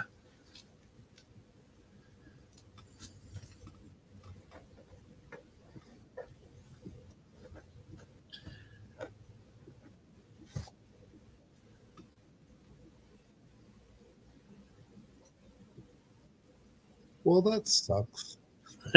Kent Diggle says how to figure out taxes and file a 1099 form to submit. Oh, man. Thanks, Ken. Stay motivated in a home-based reselling space. That one's always a tough one. How to respond to a Vero. He's writing them down, guys. He's writing them down. Yeah, I am.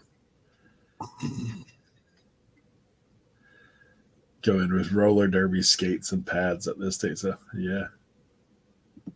Nice.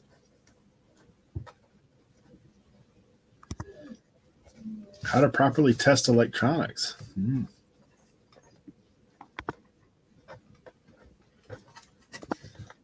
Hey, I don't see any up there that says how to sell tools, so that's good. That keeps me out of the fire. Pros and cons to having an out-of-house space for reselling. Yo.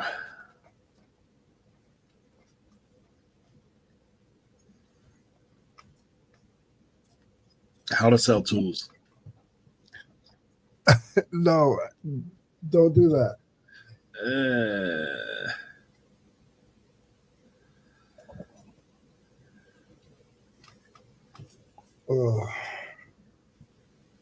How to tell your mother-in-law their closet cast-offs are valuable. How to count fasteners and bag them. How to clean old rusty tools. Leroy, you done it now. How to test cordless drills. How to sell at swap meets. God. Are you writing them down, Leroy? Are you getting them? How to raise family on holidays. How to deal with mental anxiety. How to shop at swap meets.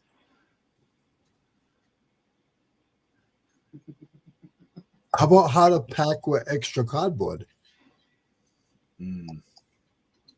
That's probably a good one. Yeah. How to pack with household trash. I think there's already a video on that one. How to dress as a reseller. There you go.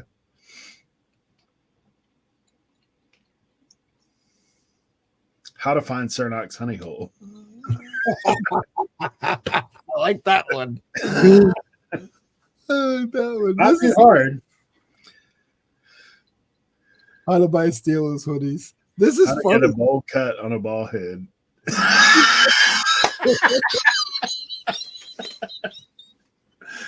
A sun tattoo. How to ship exclusively with free UPS boxes. I think we could have a show just on these comments. This is hilarious. How to convince your family you're not broke or a hoarder. Cereal box. It's your best. Which Sprint van is the best for reselling? Hey, listen.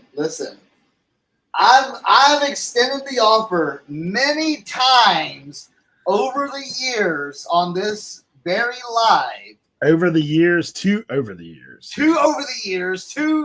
people, you know what I'm saying? Yeah. You know, access to the basement, access to the honey hole. There you go, Leroy. That one's for you. Which SPF to use on your head? Did you see it? That's funny right there. That's not funny. That's not How to funny. get your 21-year-old to move out so you need room for inventory. How to remove tags. Hey, that's a good one. Hey. How to make vintage tags. There you go. They're not. That's what I just. Right right? A love for vintage shirts being taken over by wigs. That's great. How to tell someone they're not cut out to be a reseller. Ooh. Ooh. I mean, listen. Hey, now, hey. Take cover TV.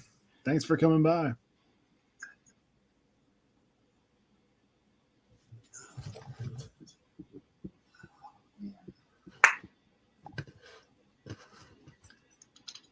How to find the best drinks at Aldi.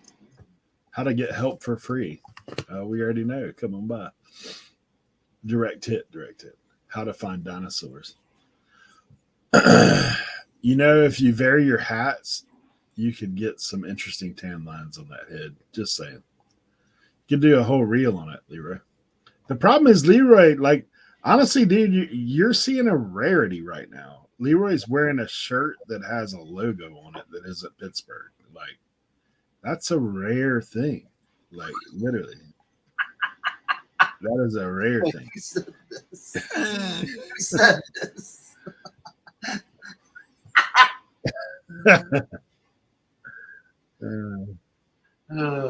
How is Tim not involved in this conversation? He could have some great answers. Oh, nice, Dan. No, I haven't. Wait, listen. I'm gonna do. We're not sponsored by Aldi, but listen, if you got an Aldi by you, they've got these drinks right here that are like good. They're good, low in calories, zero sugar. 79 cents for a liter. Can't beat it. All right. 79 cents. How to not gain 50 pounds while you're near the kitchen all day. You should try the Starburst flavor. I know. I haven't seen that one yet, but I'm going to put that on the list. Roman. What is your best flavor of Celsius? Ooh. Mine's a toss-up, I'll be honest. I do like the watermelon. Like, I've been drawn to that lately. I kind of like the tropical vibe. Like, that's another one for me that's pretty good. I have a confession. You gave up. He drank it. Yeah. I stopped drinking Celsius. It was good at the beginning, and then for some reason it was just. Well, I'll just be straight up honest with you. None of the energy drinks give me energy. I can literally drink them and go to sleep, right? Other than the ones that make my heart feel like they're going to explode, and I don't think those are good. So. Leroy, that's you, bro. I saw that. That's you. Is a beard required to be a reseller? Yes. Even if you're a lady. No, I'm just kidding. Wait. Where was that? The right answer is Arctic Vibe. I got you. Kelly says, I hope a beard is not required. It's all right. We're going to start selling human hair wigs. Yes. For beard. Human beard wigs, bro. Yeah. Beard wig. I wonder if there's such a thing. Beard wig? Oh, 100%. For sure, right? Yeah, bro. Stop. Is there a beard weave? That's the bigger thing. How to find love at the thrift. Bro, you can get them, yeah. Whoa. Human hair. Are you kidding me? What's up? What you $82 for a human hair beard or mustache or combo. Holy cow. That's insane. All right. Human hair beards, bro. Trash cat. Kristen wants us to get back to, all right. So here's the thing. Hold on. Here's the thing about that. I agree with the, yes, I'm more focused on like the higher ASP, the average sale price, but when to know when those bread and butter sales and this is what I think about if your bread and butter sales are easy and quick listings. Okay, that's what I do. If it's like for instance, I sell a bunch of shoes. Now, Rockport shoes are a good shoe. The sell, you're not going to get much for them. Okay, but if I pick them up now, if I'm going to pick them up, when I pick them up at my thrifts, I don't. If I pick up a pair of Rockports or a pair of like low end shoes, I don't want to have to do anything with them. Okay, I want to be able to bring them home, put them on my stand, take pictures, and list them. Okay.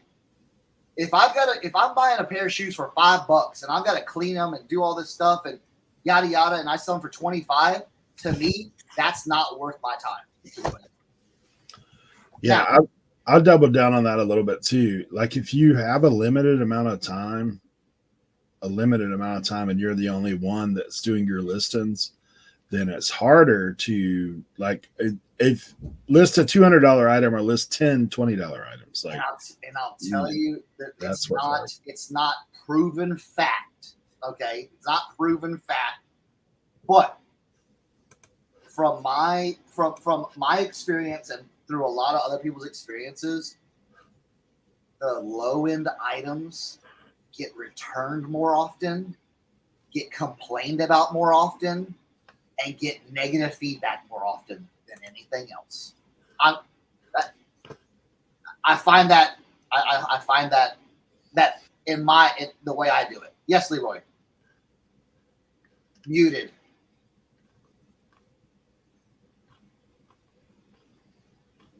I disagree.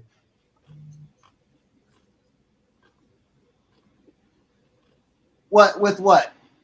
That whole thing. Well, that's how I. But it's two different. But it's two different. It's two different things. I sell most of my stuff is under $40. But how much time are you spending on listing those items in completion? For me, a while, but like the average person, the same stuff that I list, they could probably do it in a minute or two. No. What I'm asking is for a $10 item that you list, are you spending 30 minutes to an hour cleaning it? No. That's what I'm talking about. That's what I'm talking about. I understand that. No, I understand that. You know, I'm saying it depends on what, because the categories change everything. Yeah, because I had a question, and I'm not saying I disagree. I was just saying it depends on what category. That does make a little sense. Difference between low end and bread and butter. I can agree with that. Yeah. Here's my question. My question is, what does the chat and you guys on the panel, what do you consider a good sell-through, not rate, like a sell-through time? Not like a day or two. Like, what do you think is honestly a good sell-through time? A month? 3 weeks? Like, what is a good sell-through time? See, I have problems with that question a lot because I'm always under the mentality that if my item isn't selling, the right buyer hasn't come along yet. Mm-hmm. You know what I'm saying? Now, I do agree that your listings do get stale, and it is wise to like maybe end and relist, but or take some of your older items, change them up, put a new background on them, something like that. But I mean, it's like this. You know, you can take a pair of shoes, and OBX, knows this. Like, you can take a pair of retail arbitrage shoes from pick your store, okay, and you buy them for $30. All right. Now, you might be early and sell them right away, or you might be getting your throat chopped right away by other people finding the same shoe that are selling it for $30 less than you put it at. Okay. So what are you going to do? Are you going to go, well, I bought them for 30 and people are selling for $59.99. I'm going to sell mine for $54.99. Or if you wait for all that mess to get out of the way, yeah, sell your stuff for low, and then guess what? I'm selling it in 2 months for $100, 3 months for $100. So it's kind of like, you know, but I think that's a lot about believing in the product that you're buying too. Yeah. Did you guys all answer that question already? Which one? The one that you just had on the screen. That's what we were. Yeah, that's. I know. I wasn't sure if everybody touched on it. I just want to say that the difference between low end and bread and butter. I didn't hear what anybody else's answer was, so I'm kind of curious to see where I stand in reference to that. Because for me, bread and butter is something that sells fast. But what do you consider fast? That's what I want to know. I would say within if it's bread and butter, it should sell within 2 weeks. See, for me, bread and butter is different there. Like, for me, there's things I would consider multi-quantity is a bread and butter item, right? Like you may have. Why? Because it's something you can sell over and over and over a But long just because you can sell it over and over and over again, what if it doesn't sell? Bread, like when I consider bread and butter, I can go every day in my house and have bread and butter, right? Like those are things, but then I've got things. But yeah, I mean, if it never sells, then it's just trash. Like, but if it's something that sells, but it's like $20, but I've got 40 of them, I'm going to list that item because I don't care. How long do you take into consideration? Like the length, like what Leroy's saying, is that like, yeah, you can have 40 of an item that sells at $20, right? Right. But what if it takes you a year to sell those 40 items? Is that really bread and butter? Yes. Yeah. Yeah. I think that's where I disagree. I think we should. I'm going to interrupt real quick. I'm sorry. I think we should revisit this at 1 because I like this. I really feel like we should revisit this at 1. That's a good idea. Yeah. So, I mean, I like it's fast as 6 months in certain categories. That's what Timothy's saying. Like, you guys know who this guy is, right? Yeah, Dan. Yeah, from the district. What's going on, bud? Good to see you. Yeah, he's been there for a little bit. Sorry, my phone was overheating in the car. Oh, was it? See, for me, when I do like clothing, okay, like clothing or like shoes, okay, if I find a pair of, let me think. All right, perfect example.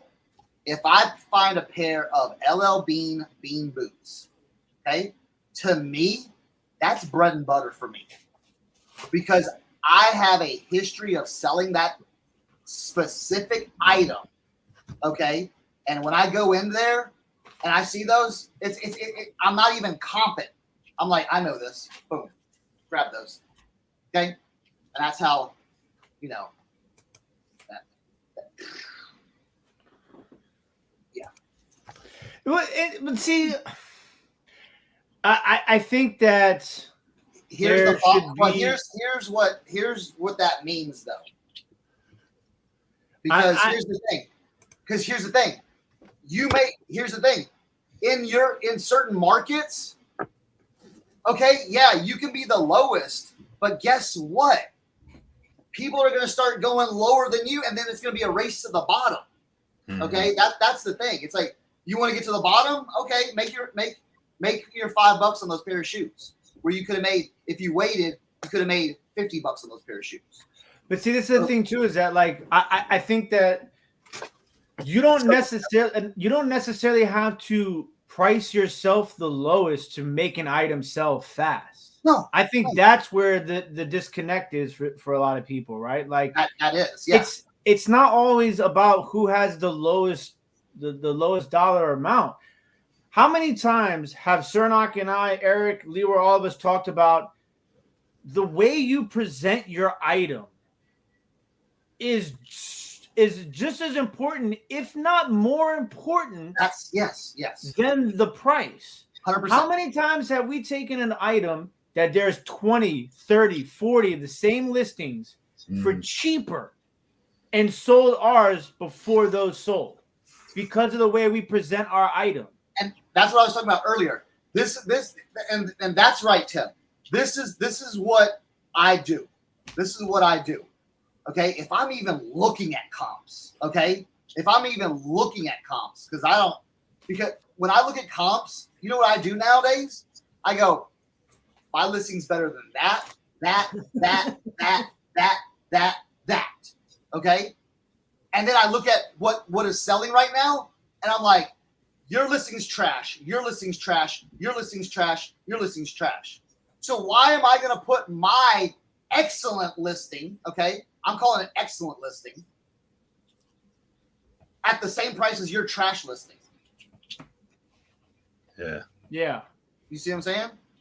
And I think a lot of people in the chat take that in consideration when you're looking at comps. Hey, look at this stupid idiot. They put it on. They put this shoe on or shirt on bids that had no business being on an auction. So it's one of those things. Yeah. This too is super important for like modern reselling, let's say, for lack of a better word, right? Because like live selling, or if you got a guy like Cernock, his crew neck guy, right? You know what I'm saying? Like, if I'm doing a live sale, like I know the people that are coming into my glass sales, I know what they're looking for. So if I know that I'm going to pay this amount of money and I know that it's going to sell the day I go live for this amount of money at least, you know what I'm saying? So it's like, that's an interesting point too, because that's kind of a different aspect of reselling in general. And this right here, awful comps. Yeah. Using awful comps is not a correct comp. Yeah, and you know what's crazy too is it's interesting because a lot of that is in sports cards, because in no region of reselling do people throw around comps more so than they do in the sports card industry, because buyers are comping out, sellers are comping out, and they're looking at all these different comps. Then you always have to take into consideration auction versus buy it now. If somebody sells something on auction, I generally don't take that into consideration if I'm comping something, no matter what I'm selling, because it's either going to be extremely low or extremely high. There's never a really good. I mean, obviously there are exceptions to the rule, but generally I don't like to use auction listings, auction solds in my comps.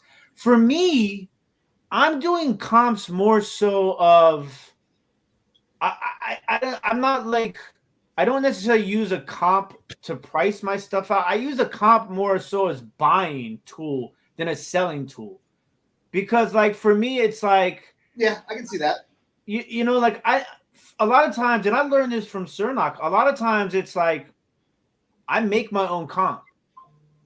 And a lot of times that's because I'm buying stuff that there's not thousands of the listings. Yeah. You know what I'm saying? So it's like I remember when I first learned that from Cernock, that was something that really stuck with me over the course of my time reselling.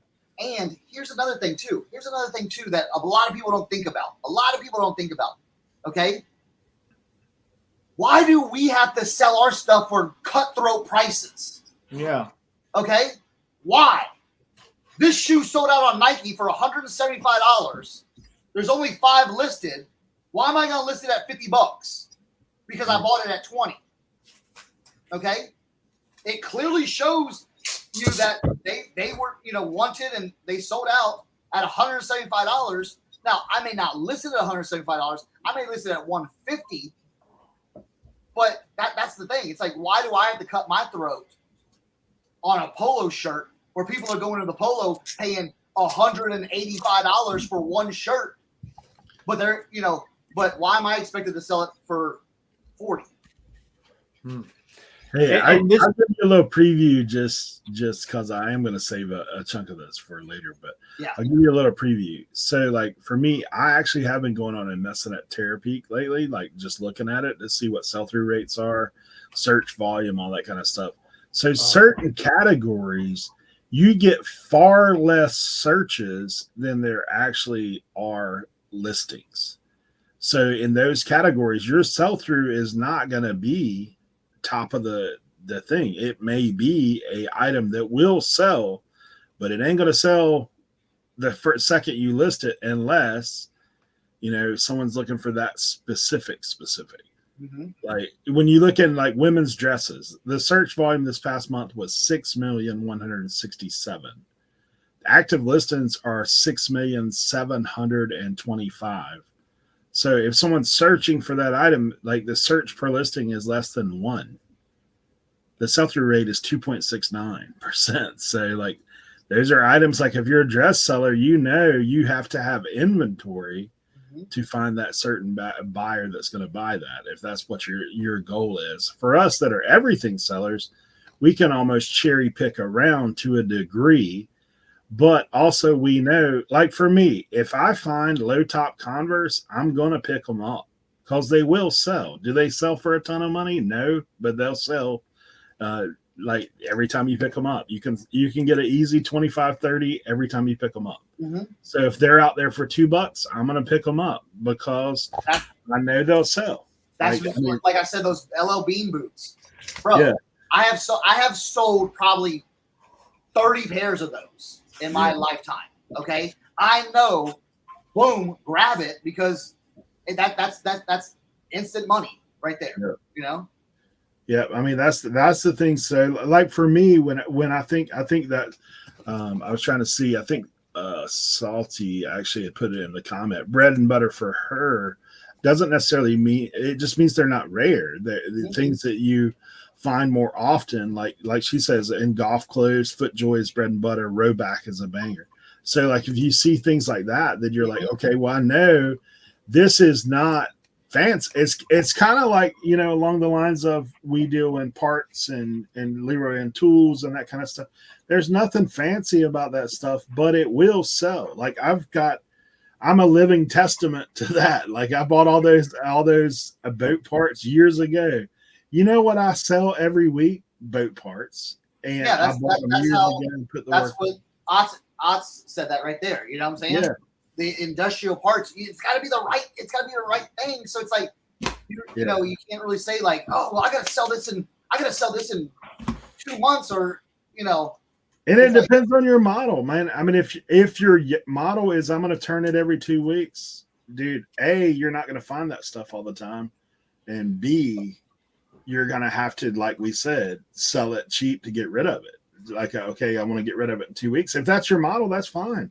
Yeah, but I think in certain categories, though, that thinking hurts yourself in the long run. Yeah. Because if you're going to be established in that category and you're tanking your own market, it's kind of like, well, when you go back, you can't, Well, also, like, think about this. Like, who among us has a supplier? I mean, I know you've got the mission that you can go. What if the mission said, hey, we're closing for a month to reno?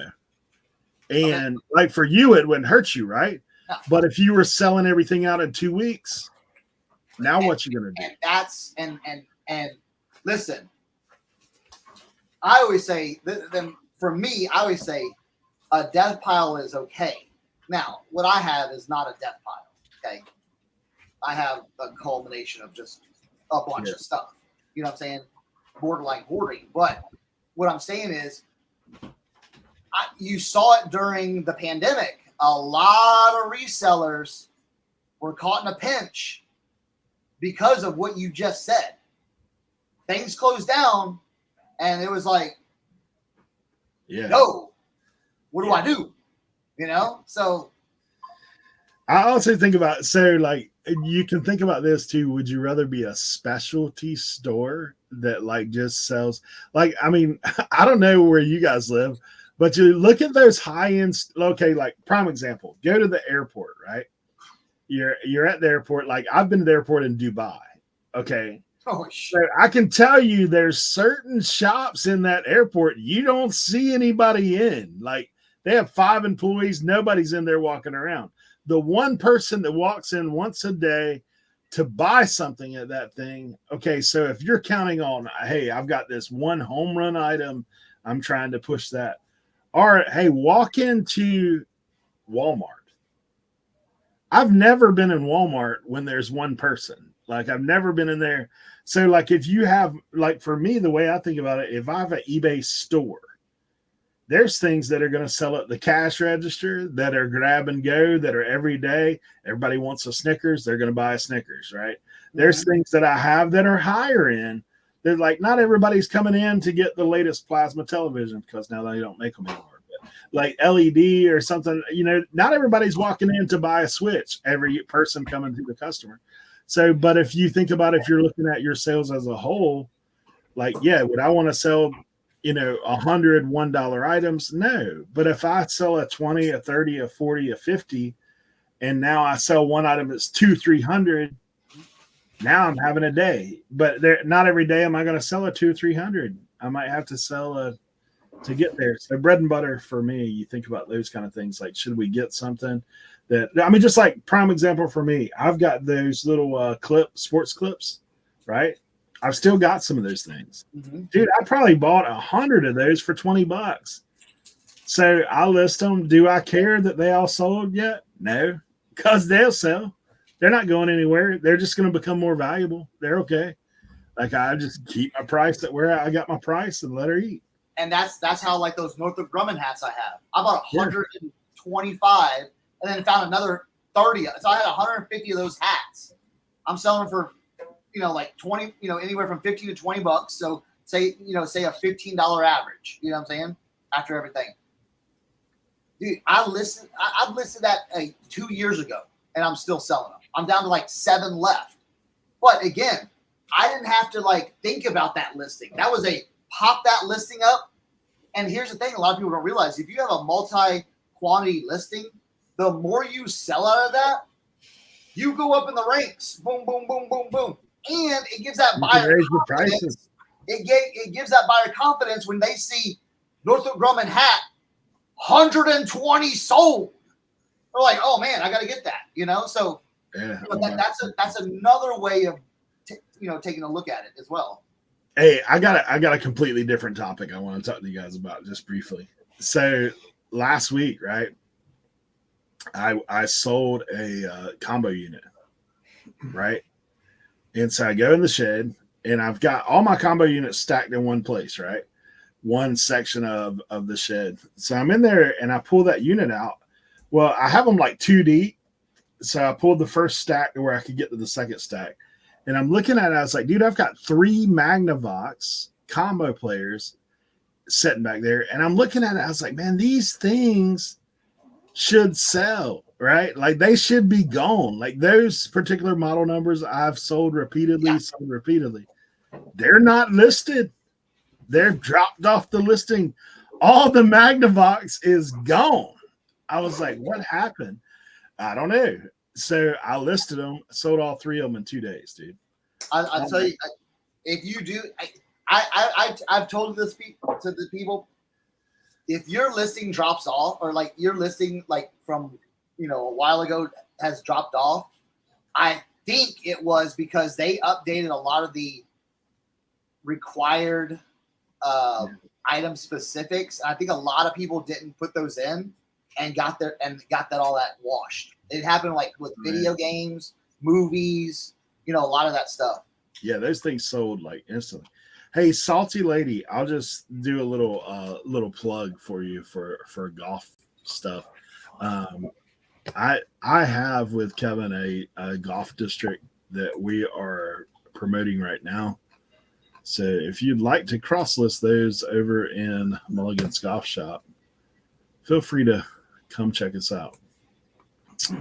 All right, I got something cool to show y'all. I worked on this with So Sunday, if anybody is in the Morgantown, West Virginia area, which I don't think anybody is, I will be vending at the West Virginia Vintage Fest.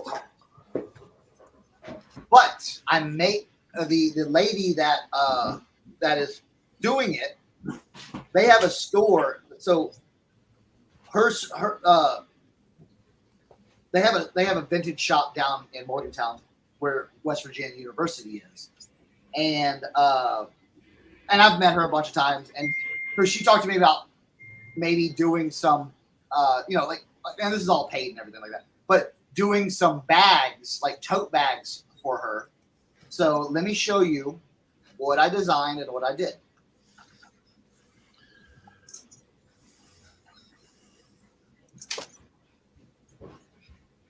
So the tote bag. So they can put their stuff in there. Boom, boom. Okay. Now here's the surprise. She doesn't know, because they're gonna sell the bags there. I got some merch, bro. Nice. Look at these. And the cool thing about these are they're all on vintage vintage stuff. Did that one. That one came out good. Is this stuff you just picked out of your death pile? Yeah. I have vintage blanks for days. So yeah, when I'm at the thrift and I find a vintage blank, I pick it up. So but yeah, it's gonna be fun. They're gonna be. No, I am not selling the merch. They paid me for the design and the process, and I get free vending, and I got to pick where I want to vend as well. So it was kind of money plus trade. So they're gonna sell it. Is Tim going there? I wish, but that's a hike for me. That's not like the Cermak is not that bad, No. but to Morgantown, that's like It's a hike. Morgantown, West Virginia. Is that what it is? Yes. Yeah. Trading post pickers. Like, do you want to know the solution to that? Don't use calculated shipping. Wait. Use flat rate shipping, and you won't have to worry about that. And that's the thing too. That's the thing too. Like, take pride in your shipping. Take pride in your shipping, people. Okay. And I was having a discussion the other day. I forgot. Go ahead. Oh, go ahead. All right. So here's the thing. Take pride in your listings. Take pride in your sales. Take pride in your shipping. Because here's what happens. We all four of us and everybody that sells in the chat, we are directly eBay to those people buying our stuff. We are not Chernox Connection. We're not OBX. We are not Blood, Sweat, Sell over the years, okay? We are eBay, okay? So when they buy something from eBay, we are eBay. So when we screw somebody or we send out a crappy product, it's not on us. We're a reflection of what eBay is. Okay. So so I would always like to keep that in mind, because if someone has a bad experience on eBay, how many people they tell? A lot of people. If they have a good experience, they may tell a couple people. So what you are, what you essentially are, you are eBay in their mind.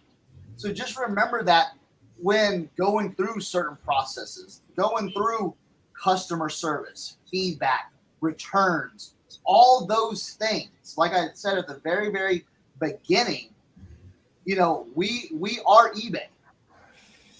Plain and simple. Yeah, I was watching. I've been watching this person on YouTube, and they do shipping, and I forgot who it was. I can't remember. But what you're saying is correct. Like this person, like they do pride in the way that they ship. I mean, they make sure they use enough tape and the right boxes. And like, and there's even entertainment. Like they have like a bird or a cat that walks around the screen. Like it's, and you should have that. You really should, pay attention to good people that take care of eBay and show us how to do the right things, because this show might not be for you guys. Like what we talk about, it might not be for you, but find somebody that shows you how to do the right stuff. That's all I gotta say. And I'm going to continue watching this guy do shipping because I've learned a lot. That's it. Yeah. I mean, recycling is key. And here's the thing too. Kat brought up a really important thing. I'm going to say on this shipping thing. Okay, Kat lives on the West Coast. I've shipped to Kat before. Many of her shipments go to the East Coast, just like a lot of my shipments from the East Coast go to the West Coast. Okay. She said, I do flat rate and do okay. I look at calculate and enter the how can. All right, here, and that's the thing. You win some, you lose some, but it usually evens out. Okay. And I always think about that when I'm doing my shipping. Bro, if it's 60 cents to put it in a priority box, come on. You know what I'm saying? And you get free boxes from the post office to put that in. You know what I'm saying? So if it's a little bit more, I'm like, yo, I'm gonna upgrade you to priority mail. Done. Okay? Why send everything ground advantage? You get free boxes from the post office that you can use for free. They deliver them to your house.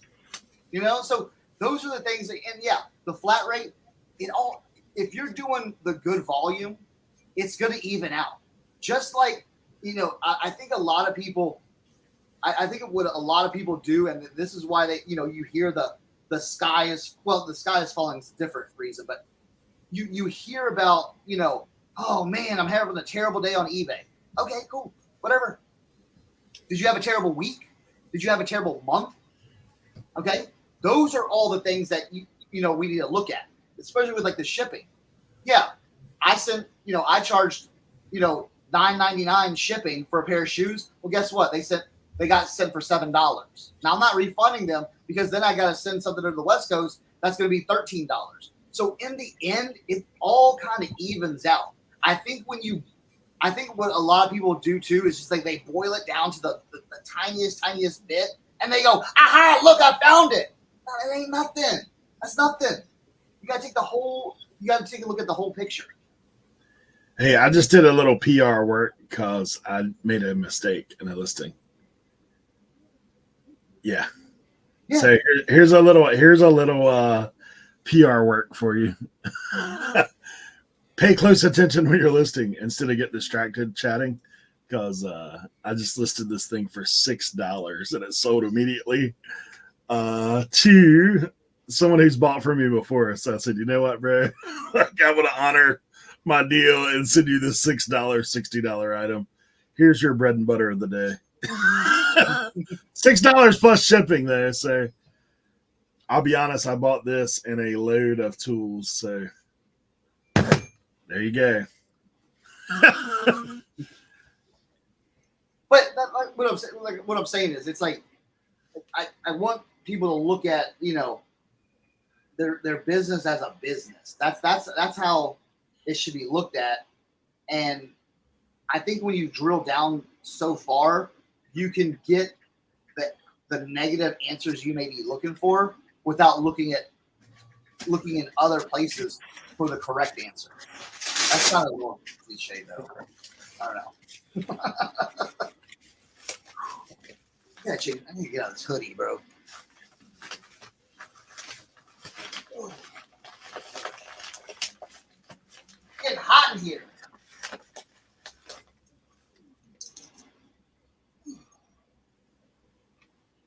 Bro, I can't believe I did that.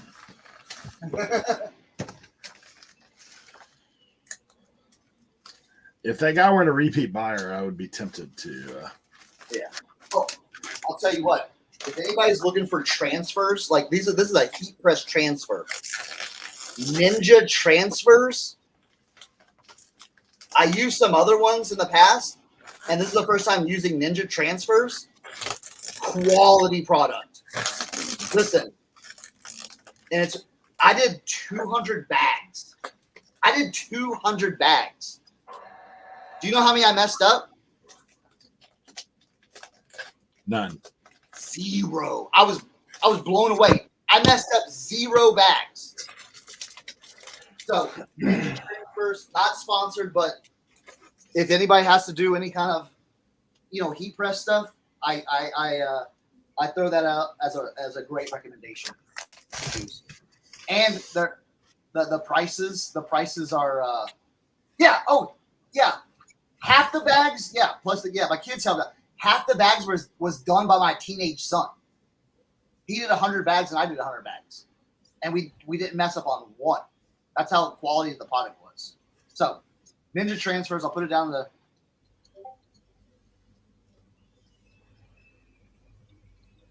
not to diss anybody, but I think Tim has some of the best packages.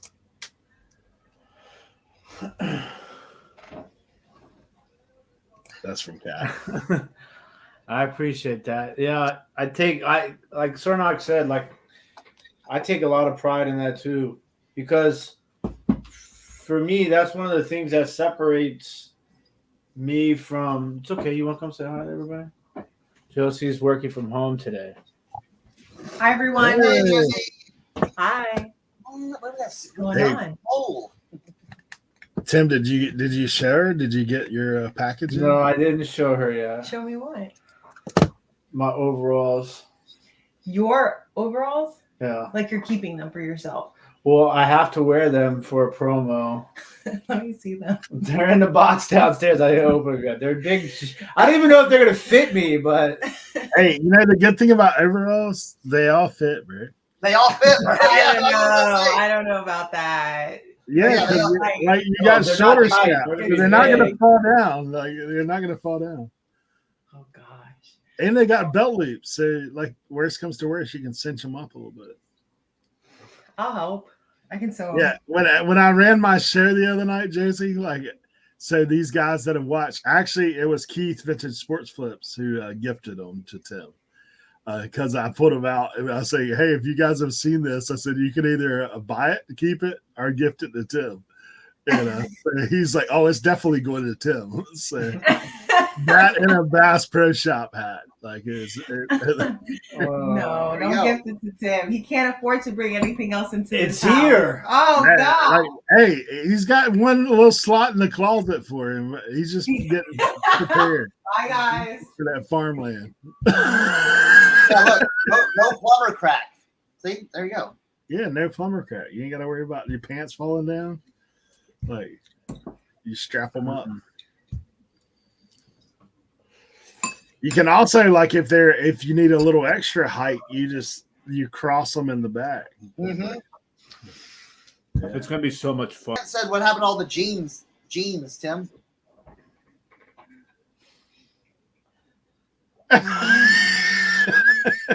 No comment. Okay. They are actually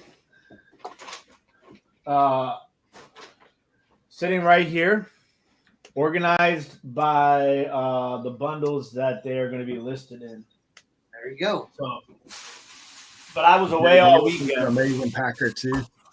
No, they're here. Look, I got them already all organized and everything. Oh, there you go.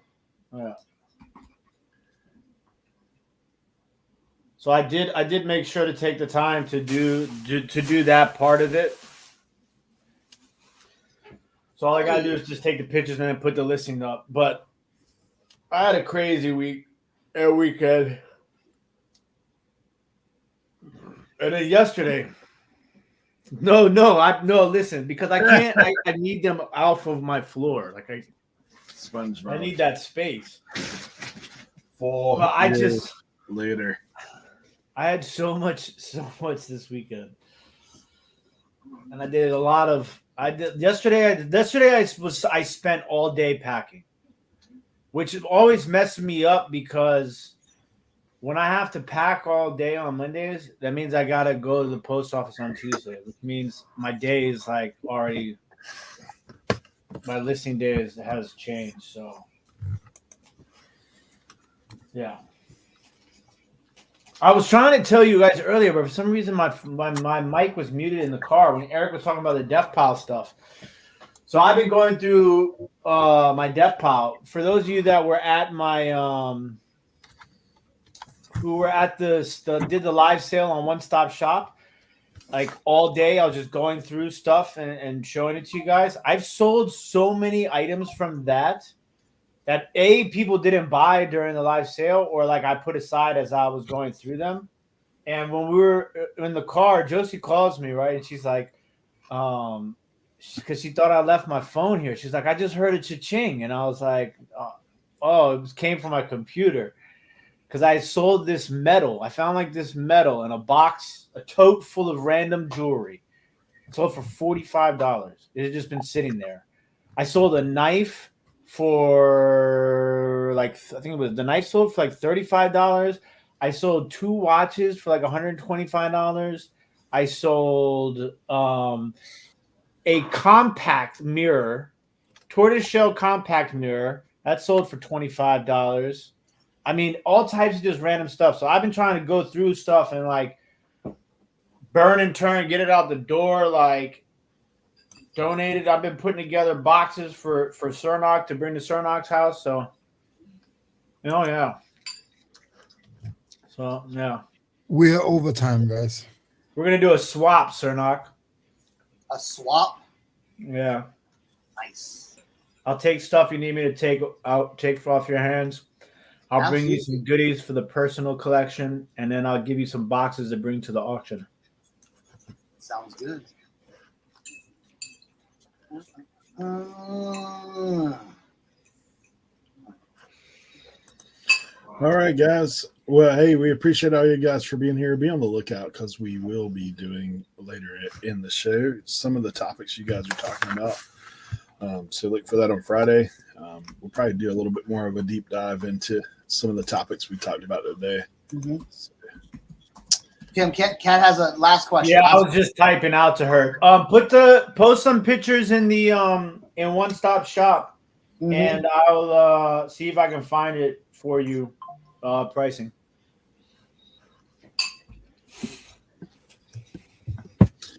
All right. All right. Thank you, everybody. We will see y'all later. See y'all later.